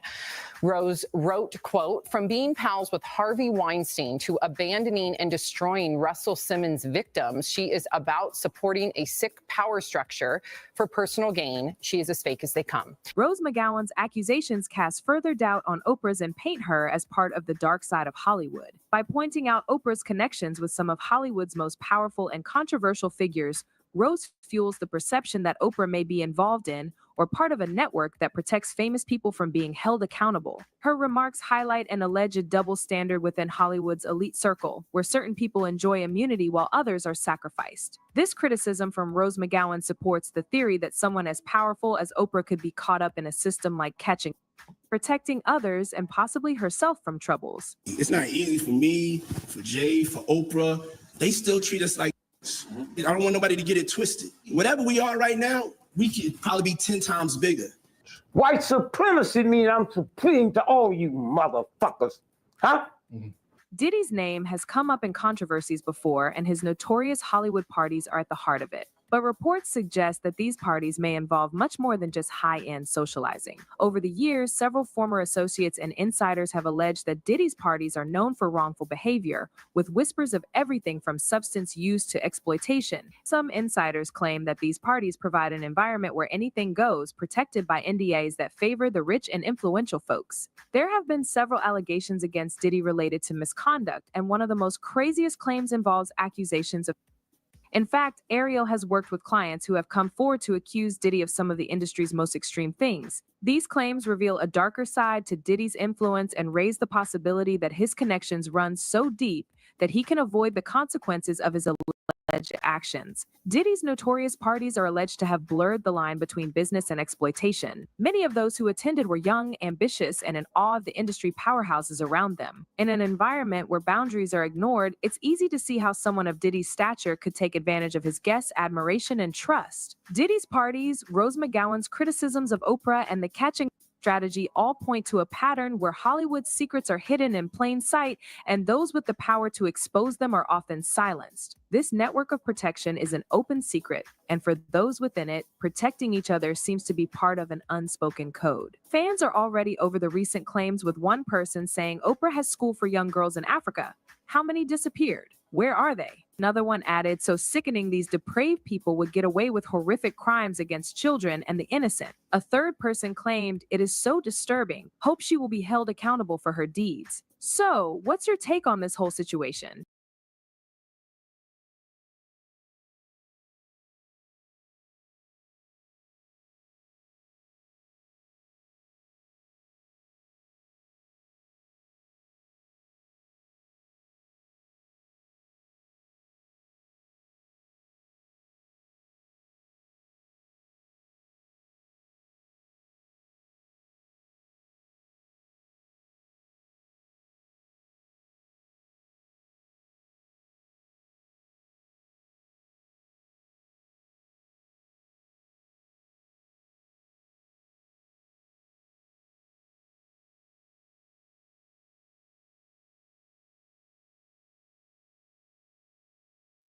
Sean Combs asks for bail again as the judge presiding over his case shuts down one of his requests to stop people in the case from talking. I'll tell you about that and how Combs' lawyers hope another high-profile case might help him get out of jail. Welcome to Crime Fix. I'm Anjanette Levy.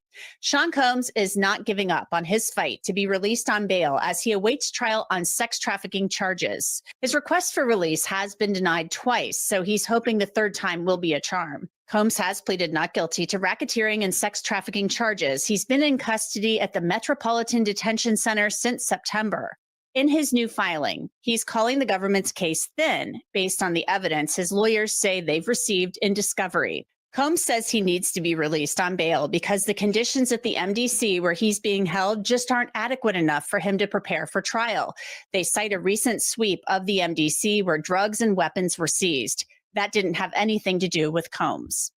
Mr. Combs' release on the proposed conditions is necessary so that he can review the discovery and prepare for trial. Despite the MDC's best efforts to facilitate the defense team's needs, the current arrangement makes trial preparation impossible, as evidenced by the recent multi-agency sweep of the facility and resulting lockdown. Combs' lawyers also discussed the discovery they've received and the bombshell video of Combs beating Cassie Ventura in a hotel hallway in 2016. They appear to shrug off the beating. It confirms the defense's initial description of the events depicted in the March 2016 video recording. The video is not evidence of a coerced freak-off, but rather a minutes-long glimpse into a complex but decade-long consensual relationship between Mr. Combs and victim one. Additionally, the new evidence refutes the government's proffer at the initial hearing regarding a potential second alleged victim, and the new evidence confirms that the government's obstruction and witness tampering allegations at the initial bail hearings lacked a factual basis. So Combs's lawyers are saying, based on what they've seen, there doesn't appear to be a second sex trafficking victim. Combs's lawyers have maintained the threesomes between Cassie, Combs, and male sex workers were consensual. Combs's lawyers also point to Cassie Ventura and information about her that's included in the discovery. Combs's attorneys say so far they've received 23.5 terabytes of discovery. That's a lot of material, and they say it supports their position. The new material demonstrates that the government previously misrepresented the weight of the evidence, and it undermines the government's claim that Mr. Combs presents a danger. They also say the discovery includes information that is redacted that refutes the government's core sex trafficking allegations. Much of what Alex Shapiro, the attorney for Combs, writes about Cassie is redacted in the motion. But Shapiro says the evidence shows Cassie's allegations of sex trafficking and sexual assault were a way to obtain a financial windfall from Combs 5 years after their relationship ended. In fact, Shapiro claims Cassie Ventura, in the spring of 2023, needed money to support her family, so she started writing a book about her relationship with Sean Combs, and then had a lawyer contact his lawyer to see if he would buy the exclusive rights to it for $30 million. Combs's lawyers claim Ventura only filed a lawsuit claiming she was sexually assaulted and sex trafficked after Combs refused to pay up. Of course, Combs settled the suit within a day, and then Combs's troubles with the feds began and an avalanche of other civil suits followed. Combs's lawyers also point to former Abercrombie & Fitch CEO Michael Jeffries, who's also charged with sex trafficking, and the case includes allegations of witness intimidation. Jeffries posted $10 million in bail and is on GPS monitoring. One of his employees, James Jacobson, is also on home confinement and GPS monitoring, and his bail was set at $500,000. Combs has also proposed an updated but similar bail package to what he proposed before, including posting a $50 million bond secured by his home and his mother's, 24-hour monitoring by a private security company he pays for, and full home GPS monitoring, drug testing, counseling, and a promise to continue to try to sell his private jet. Combs's lawyers say his family members, including Combs's mother, Janice, and daughters Chance, Delilah, and Jesse, will also surrender their passports. The cases I cover for you here on Crime Fix each day show you just how scary the world can be. And one of the scariest things that can happen is if you ever get hurt. And if you are hurt in an accident, your case could be worth millions. That's where Morgan & Morgan comes in. The firm has more than 1,000 attorneys who will fight for what you deserve, and they have the track record to prove it. In the past few months, Morgan & Morgan won big verdicts like $12 million in Florida, $26 million in Philly, and $6.8 million in New York. All were much higher than the highest insurance company offer. Seeing if you have a case can be done in 8 clicks or less on your phone, and you only pay Morgan & Morgan if you win. There are no upfront fees. How great is that? So if you're ever hurt, you can easily start a claim at forthepeople.com/crimefix. I want to bring in Larry Levine. He is the director and founder of Wall Street Prison Consultants. He did some time in federal prison. So Larry, thanks for coming on. Your first thoughts on this latest request for bail from Sean Combs? It's not going to happen. Why should they give him bail? See, he thinks he's special. He's just another inmate. That's all he is. Doesn't matter if he has or had billions of dollars. He's a record producer. You know, they're holding him in there because they're concerned. I don't want to say afraid. The feds are concerned that he may threaten people who are victims, do, undue influence. I read that he put a new bail package together. So what? There's nowhere in the world that he could hide. So it's not a matter of him being a flight risk. It's a matter of him being a threat to the community. And, these lawyers, they know he's not going to get it. What is a lawyer's job? A lawyer's job is essentially to create billable hours. So that's what they're doing here. Puffy is desperate for obvious reasons. He wants to get out of custody. So The lawyers will sell him a bill of goods, charge him, I don't know, $5,000 an hour, $10,000 an hour. Who knows? Then they'll have 2 or 3 paralegals read it. That bail motion could cost $50,000. So they're selling him a bill of goods, putting together a bail motion that they know isn't going to happen. I mean, we've seen this before, haven't we? Well, they point to this Michael Jeffries, the former CEO of Abercrombie and Fitch, and they say, well, look, he is charged with, sex trafficking in a neighboring district. He faces similar charges with allegations of sex trafficking and witness intimidation, and yet they let him go on bail. Well, and he's okay. at home with GPS monitoring. So they're looking at that in a neighboring federal district and saying that's an example of why he should get out. Your thoughts on that? Well, I don't believe this other guy, Jeffries, was playing with 9-year-old children, was he? I don't believe he this has. is an allegation. I didn't follow that case, but were there 120 plus victims? No. Were there children? No. I mean, this guy's a chomo. That's a prison term for all the viewers here. Chomo stands for child molester, okay? They're the most hated people in any prison next to informants. So he could be a security risk when he's out there. Someone may try to take him out. Now, imagine this. He's safe where he's at MDC. He's sitting up there in the SHU, the special housing unit. Nobody's going to get to him. He hits the street however he does it. Somebody pays someone off on the outside. Because remember, Coombs got a lot of information on a lot of people. Things that you and I will never hear about. Maybe some of the viewers know, but things that we will never know. So somebody wants to take him out. Somebody pays somebody. Okay. And boom, they put a bullet in his head, whatever it may be. They poison his food. They turn him off like a light switch. So he's probably better off being in there. And the lawyer the lawyer, I believe, should spend more time being honest with Coombs instead of selling him a pipe dream. I mean, this is not, I've read all kinds of reports. He's not happy with this. He's not happy with that. Hey, people, this is not a hotel. This is a detention center. He's really not even a federal inmate because he belongs to the U.S. Marshal Service. He's what's known as a pretrial detainee. But it's not supposed to be fun. It's not supposed to be comfortable. I spent 10 years in federal custody. I was in 11 different federal prisons. High security, medium, low security, minimum. They bounced me around a lot because they were a little pissed off at me helping people get out early, medical care transfers and such. I spent 2 years at MDC in Los Angeles, and I filtered through MDC New York. I flew on Con Air, so I kind of know what happens and what the setup is. So to reiterate back to my original statement, why should they let him out? Because he's uncomfortable? Nobody cares. Nobody at all.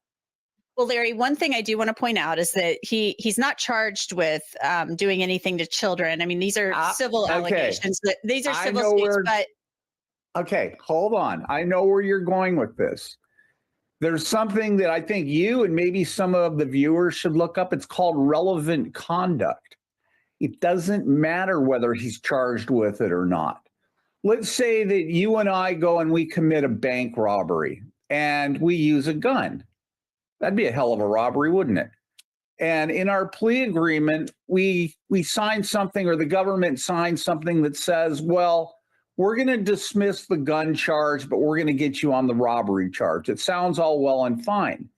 But at the time of sentencing, they're going to bring the gun back in as relevant conduct. So what the DOJ does is they take things that you weren't necessarily charged with or events that were dismissed, and they use that against you. Let's put it like this. This guy has public safety factors. He's a threat to the community, and he's a potential flight risk. Although people all over the world, recognize him, or they should recognize who he is. So where's he going to hide? These factors all based together, they're not going to let him go. It's not going to happen.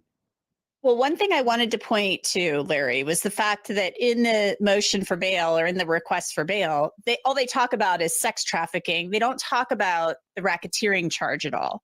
And the feds have said repeatedly that there's more to this than just Cassie and the sex trafficking allegation. They're saying that he ran an organized crime, an enterprise through his businesses, and that he committed other crimes. So they're saying there's more to this than just the sex trafficking. And they found guns with scratched off serial numbers in his house. So that's going to play a big part in this equation, isn't it? Well, okay, all that money he obtained, however he obtained it, first thing they're going to do is they're going to seize that. They're going to create a victims fund for all these victims. Then what they'll do, any money left over, hell, maybe they'll do it now. They're going to call this ill-gotten gains, and they're going to do a forfeiture on that. That and combined with the guns. I guess those are maybe ghost guns. Well, they're not ghost guns because nobody made them with a 3D printer. No. But they'll get him for arms trafficking, attempting to alter a serial number. They will tack charges on. There's something called have you ever heard of a superseding indictment? Do you know what that is? Okay. Yes, and they're hearing more testimony allegedly in front of the grand jury now. I mean, the investigation's ongoing, and they're saying that's a possibility. They'll sue. Not a possibility. It's more like likely than a possibility. They'll just supersede the indictment. They'll just stack more charges on this guy. And remember, this is not just New York. He's got outstanding potential charges in Los Angeles and in Miami. And you really think that the federal prosecutor in LA and Miami are going to want to give this case up to New York? They're going to want to try him themselves. So when and if, I wouldn't necessarily say if, when he's convicted, because they got plenty of stuff on him, when he's convicted in New York, most likely he's going to take a jet plane ride. They're going to put him on Con Air. They're going to send him down to LA so the LA U.S. attorney can get some press time. They're going to convict him here, and then they'll shoot him down to Miami. And what'll happen is, remember, he's not a federal inmate. He's not in a federal prison, not really, although the BOP runs MDC New York, but he'll stay in the shoe wherever he goes because they can't send him to general population. You know, in this combined, I don't see him getting a life sentence. I really do not. Remember, I'm not a lawyer. I spent 10 years in the feds. I turned it into a business, but I've been helping people. I run Wall Street Prison Consultants. You can look me up. I've been doing this for 20 some years on the inside and the outside. So I know a lot of things about really how it works. So let's say they don't give him a life sentence, but gee, we're going to give you 20 years for this. We're going to give you 10 years for that.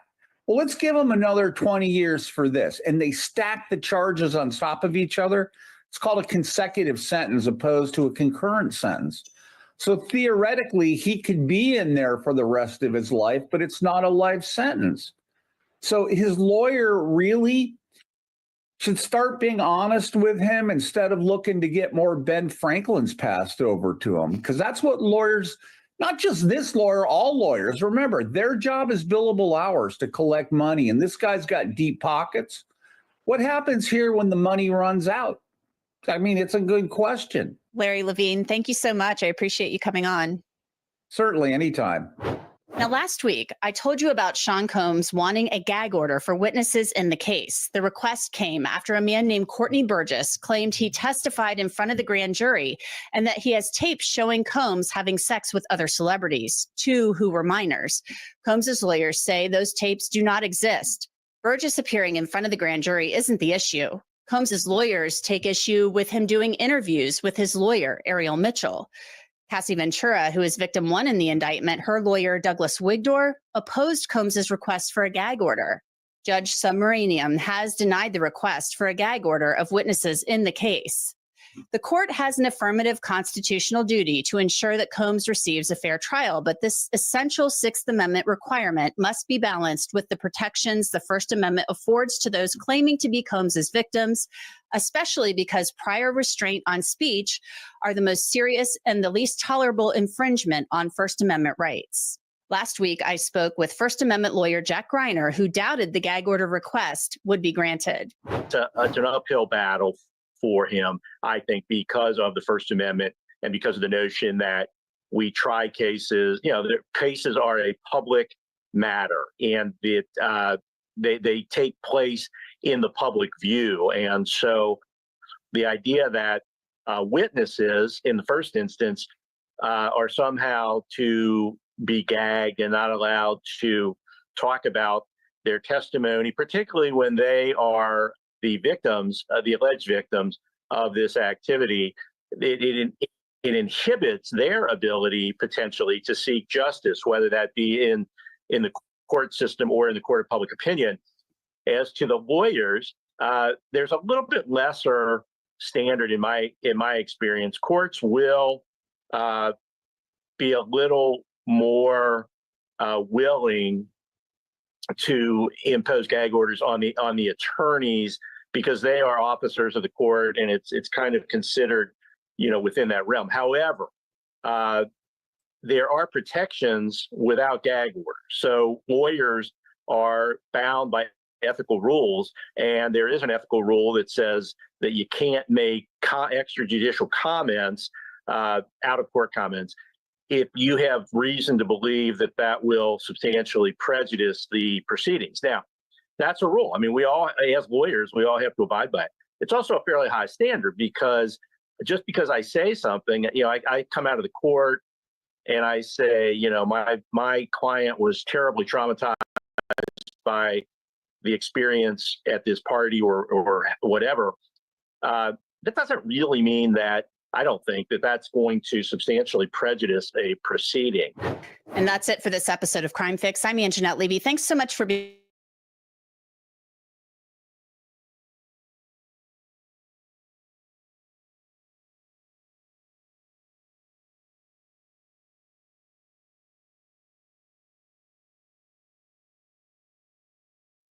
Right now, I'm taking over my pop's Instagram. We're going to be posting videos by spreading, good energy. Sean Combs' son has taken over his father's Instagram, posting a message of positivity, but there has been blowback. And the question is, could this play into Sean Combs' legal case at all? I'm going to bring on acclaimed celebrity criminal defense attorney, Brian McMonagle. Welcome to Sidebar, presented by Law and Crime. I'm Jesse Weber. Interesting development in the Sean Combs case. Wasn't expecting this one. So as the 55-year-old sits behind bars in a Brooklyn detention center awaiting trial, currently scheduled for next year, on federal sex trafficking, racketeering, and prostitution charges, and as he faces multiple sexual assault lawsuits, even from people who claim that Diddy abused them when they were minors, like 10 years old. As all of this is going on, Diddy's son, Christian King Combs, just announced that he is taking over his father's Instagram. And he posted this video message to Diddy's almost 20 million followers. What's up, y'all? It's King Combs. And right now, I'm taking over my pop's Instagram. We're going to be posting videos by spreading, good energy and taking y'all down memory lane and all the positive things he did. So stay tuned and watch this. Let's go. We love you, Pops. Happy birthday. Now, this, of course, is in relation for the fact that it was just Sean Combs' 55th birthday. His children, in fact, posted a video of them wishing their father a happy birthday, while you can hear him in the background as he's on the call at the Metropolitan Detention Center. I said this before, it was the first time we actually heard Sean Combs' voice since all of this went down, since his arrest and his indictment. But since Christian took over the account has posted several times. First, it was the music video for Diddy's 1997 hit, It's All About the Benjamins. It also had the caption, "My pop's motivation to making music is always to make us dance and feel good. Happy birthday, Pop." Then there was a post featuring the 1998 music video for Victory. The caption read, "P Diddy and the fam, who you know do it better." And in that actual video, he's kind of running away from law enforcement and authorities. And the latest post, at least at the time of this recording, was a 1994 behind-the-scenes video of a recording session with Diddy and Notorious B.I.G. So the question, of course, becomes, what is the move here? Could this impact Sean Combs' case? Could it impact a potential jury? Well, for that, I want to bring in a special guest. I want to bring in Brian J. McMonigal, one of the most renowned criminal defense attorneys in the United States, from the Philly firm of McMonigal, Perry, McHugh, Meshach, and Davis. Brian famously represented Bill Cosby in his first criminal trial, also represented Meek Mill. Brian, so good to see you again. Thanks so much for taking the time to come here on Sidebar. What do you think about this? I feel like, I wonder if a lawyer advised him of doing this at all, or didn't advise him at all. Well, I would hope so. I hope it wasn't done randomly. And listen, we live at a time where social media dictates public perception. We saw it in a national election. We see it in criminal courtrooms all over the country. And he's been getting massacred, let's face it, on social media for the last 4 or 5 months. And I don't know that it's a bad thing. If it's done well, if it brings people back memory-wise to some of the good things that he's done in his life, which he's done many. All this is a long way of saying, listen, at some point in time, he's going to have to pick a jury.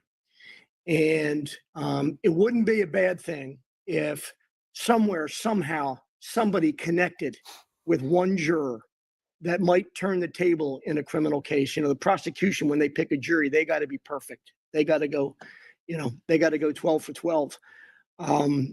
Not so much for the defense. And if they can start to somehow just turn public opinion even a little bit, move the needle just a little bit, it could not be a bad thing. I mean, he's getting killed every day with one lawsuit after another that's driving, the media cycle. And it may not be a bad thing if it's done right. By the way, as we're talking about this new move, this new decision in the Combs saga, and speaking with a great lawyer about this, it does make you think how important it is to have a trusted and valued attorney in your corner. And you know where that really comes into play? Personal injury cases, because those can be really complicated. They can be tough to deal with, but that is where America's largest injury law firm comes in, Morgan & Morgan, our proud sponsor. Look, Morgan & Morgan has a dedicated team of over 1,000 attorneys. They have an incredible track record, like recent when the story first started. I'm talking November 2023. Anybody was talking about Diddy. I mean, when I say anybody, people who are not in his inner circle of everyday Americans, people just following Diddy. Life of the party, hugely successful. He's accused by Cassandra Ventura of sexual assault, rape, sex trafficking. Where did this come from? This is not the Diddy that we all know. And for the past year, that whole narrative has changed. Nobody's talking about his music. Nobody's talking about him being the life of the party in a good way. The whole public perception has changed. So I can see, while saying, let's remember who he was. He's innocent until proven guilty. Let's remember who he was. And then specifically posting these kinds of videos going back to 1997, 1994, 1998, those specific videos. Do you think there's anything from that? Well, I tried to look at that to see what exactly the message was and who they were trying to hit with it. But at some point in time, you're going to have to, I think, creatively argue that the government went too far here, that he was a target in some way, that they've called him a racketeer when we all know better. And he's been presumed guilty for about 4 or 5 months. He's become the punchline to jokes and memes. It's part of the narrative now. You turn on a TV and you can't but hear something negative being said about him. So I like the idea that they're trying to slowly but surely remind people that A, he is presumed innocent, and hey, he's a pretty good dad, and hey, he was a really good and important figure in American history. Let's not forget it all when we start this trial, whenever we start it. So I like it. Here's the issue, though. The jury, maybe they'll see those video posts, maybe they'll see the videos. What wouldn't be great for Diddy is if they read the comment section, because I'm going to read you what some of the comments were from people after Christian Combs posted this. One of the comments was, maybe it's just lay low time. Another one wrote, I don't trust you. Another one was, we ain't forgot what your dad did. Nuh-uh, Lil Diddy. Nice try. I think one of them even called him the little diddler. That's interesting because you're seeing public perception. You're seeing not necessarily potential jurors. I don't know where all these people are posting from, but the public perception of what he's like. And you also mentioned if potential jurors see these posts, that might, sway their opinion of him too. I will tell you, I remember during the prelude to the Cosby trial, I made a comment once to somebody that I felt like a kite in a hurricane. Trying to stem the negative publicity that he's going to get is an impossibility. It's just not going to happen. Nobody wants to write the story that he was a nice guy in 1997.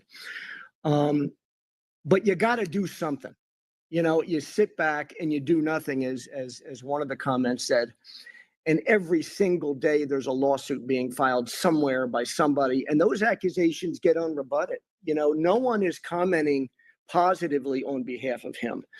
And if it's just one side of the story, I think by the time jury selection starts, this won't be a whodunit anymore. This will be how much time is he going to get? And I just think that they're trying, and it is an impossible task. You are not going to get in front of it, but you may get one or two people saying to themselves, well, wait a second, let's take a second look. Let's rethink it. Let's keep an open mind. It's not easy. And I don't pretend that it is for the defense camp, for his family. But why not give it a shot? And you'd be surprised. Sometimes it starts a little bit of a trend. And who knows, maybe they take their eye off some of these other lawsuits and start looking at maybe the motivation behind those lawsuits. That's a good point. And let me ask you this. Does it seem like if Christian did this, he takes over the Instagram of his father, starts posting, does it seem that means that he is not a witness in his father's criminal case? Why do I say that? I say that because the defense has been quite vocal about prosecution witnesses or potential witnesses making statements out of court. They even asked the court for an immediate gag order that was actually denied.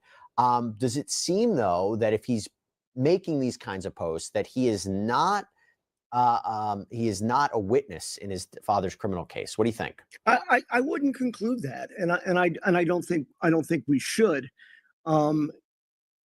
You bring up a really fantastic point, which is if he is going to be a witness, he's going to have to own everything he's ever said or everything he's ever written or posted. Listen, could he be a key witness in this case? I doubt it. Could he be a character witness in this case? Maybe. None of that's going to matter much at a trial like this. This case is going to be won or lost on whether or not the defense can carry the day in saying nobody got forced to do anything. This guy was throwing parties. They were sex parties. People came there with their eyes wide open, with their willingness to partake in them. And now they want to try and derive some monetary benefit from having been participants in what was consensual adult behavior. That's the battleground. That's going to be the hill they're going to live or die on. I thought it was interesting, though, Christian did this because I think, as you and I both talked about, he's facing a lawsuit of his own. Christian is. There is a former steward on Combs' yacht who said that Christian sexually assaulted her on board one night back in 2022, and Diddy, she sued him too because she said he aided and abetted it. It was premises liability. It was his yacht where this happened. So he's taking control of the Instagram, making these posts while he himself is the subject of a lawsuit. What do you make of that? It's okay as long as he doesn't touch those areas. Him posting beautiful things about his father, tributes to his father, to his family. Can't sue him for that. You can't bring any negative connotations to him for that. And so that's why I think it's certainly been properly advised by counsel. Here's the lane you're going to stay in. Make it all tributes. Make it all positive reinforcement for your dad. Don't talk about any specific case. Don't talk about any specific complainant. Because if he does, quite frankly, it'll be a defamation lawsuit within 5 seconds. So I think they're smart enough to realize that. I hope that he is. And I expect we'll see more of it. I know that they've just taken another shot at trying to resurrect a bail motion. So I think they're going to be doing things that are going to, try to put things in the public know, maybe through pleadings, which is a good way to do it, and motion, which is a good way to do it. That way you're bulletproof. That way nobody's speaking out of school. You speak with your writings. You speak with your charging documents and with your motions. So I think you're going to see more and more of it because as we get closer to trial, they're going to need to reach some people. I can assure you. Can we talk about the bail for a second, whether or not this new development affects the bail at all? Because why do I say that?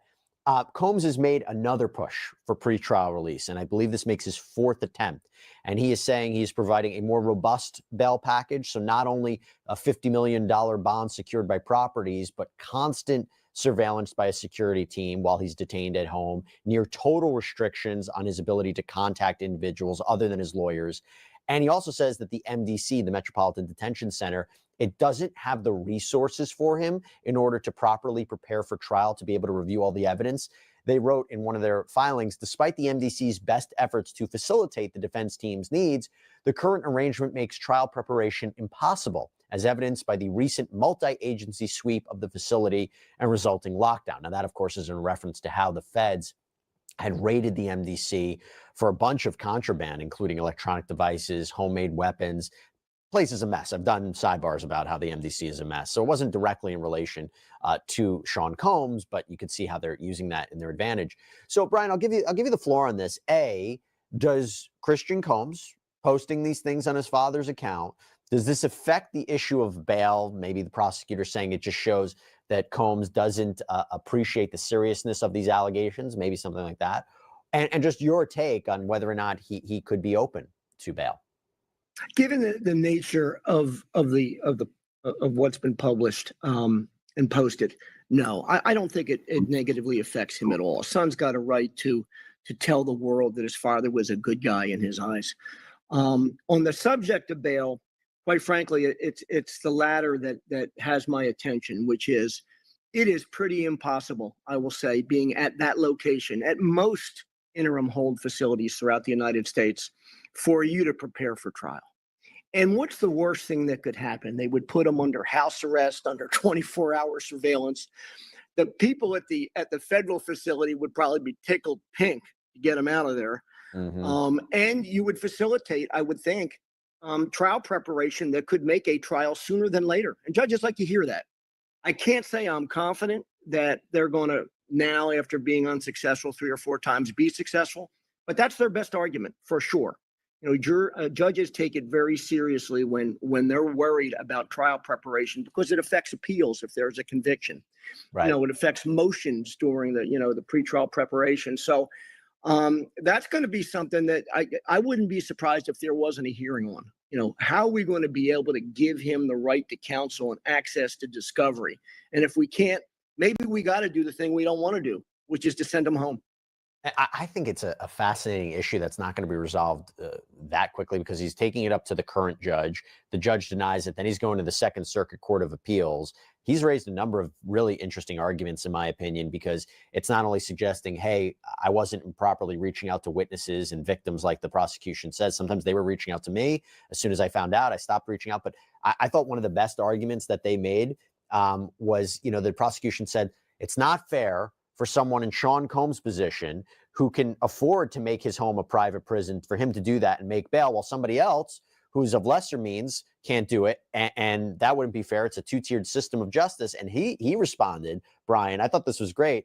The reason I have to spend so much money like this, the reason I have to turn my house into a prison, is because of the allegations you've put forward. You say I have the money and the resources to just be a danger to the public. Well, I am showing you I will take all the most drastic, expensive steps to mitigate any concern you might have. I thought that was pretty compelling. It is compelling. And it's 100% right. I mean, listen, nobody really thinks that if he is released under house arrest, that A, he's going to try to escape, or B, he's going to try and contact witnesses. It would be the greatest thing that ever happened to the prosecution of this case. Why would he be that foolish, stupid, ill-advised to make such a blunder? He would. And so everybody knows that. The government just doesn't want to concede the fact that he should be released. And I have a feeling that they're going to be successful. Yeah. And look, I mean, their argument was he's been even engaging in illicit activity and freak-offs since this year, 2024, while he was in New York. They said he was engaging in illegal activity. But here's the thing, to wrap it all back up to Christian Combs for a second. You make a really good point about family members supporting their father, their mother, their brother, their sister, who are locked up behind bars. And Combs' children have always been at his defense. They released a statement last month, a joint statement that said, "The past month has devastated our family. Many have judged both him and us based on accusations, conspiracy theories, and false narratives that have spiraled into absurdity on social media. We stand united, supporting you every step of the way. We hold on to the truth, knowing it will prevail, and nothing will break the strength of our family. We miss you and love you, Dad." And Brian, you know what's interesting about that? Reporting indicates that every time Sean Combs had come into court for any of these hearings, he was always looking at his family, winking, kissing, blowing kisses towards them, putting his hand to his heart. When he's on that phone call for his birthday, he actually sounds surprisingly happy and upbeat. And I'm sure in your experience, having family who are involved in the criminal process when their loved one is charged with heinous, serious crimes that could send him to prison for the rest of his life, that aspect of the family is really, really important for, I imagine, their psychological well-being and their emotional well-being. Not only that, but I've had jurors tell me time and time again in cases that we've been successful, where there is that kind of strong family support, front row, every day, unified, outside the courthouse, inside the courthouse, respectable, decent people. Jurors pay attention to that. Jurors look and they're thinking, okay, this guy's clearly not the evil guy they're telling me he is. Let me take a longer look at this. Maybe look a little bit beyond the words here. That kind of unified effort by family and not just family. I'm sure there will be people that are in the public eye that will be coming to this courthouse and coming to support him. It makes a difference for jurors. Make no mistake about it. And I think you're just starting to see the beginning of that now with these social media posts. The only counter argument to that was everything changed, I think, for a lot of people when that 2016 video came out of him beating Cassandra Ventura. That changed the whole narrative. That gave so much credence to what was being said. And if they have the videos, like they say they do, of documenting freak-off activity or other illicit activity, they have text messages, photos, that will change the game, I think, significantly, Brian. Jess, if that video gets into evidence, it's as long and a hard a struggle as you'll ever want to see in a courtroom. It's hard for jurors to see that and then think anything good thereafter. It really is. And that's why I said previously, to you, I think that there'll be a concerted effort to try to keep that out as evidence in this case. If it's in, long road. That's why they've been trying to say, the defense has been trying to say that video was leaked. And if it was leaked, it should be suppressed. And so they're having a back and forth about that. But Brian McMonagle, thank you so much for coming up. Call Siegel. Follow me.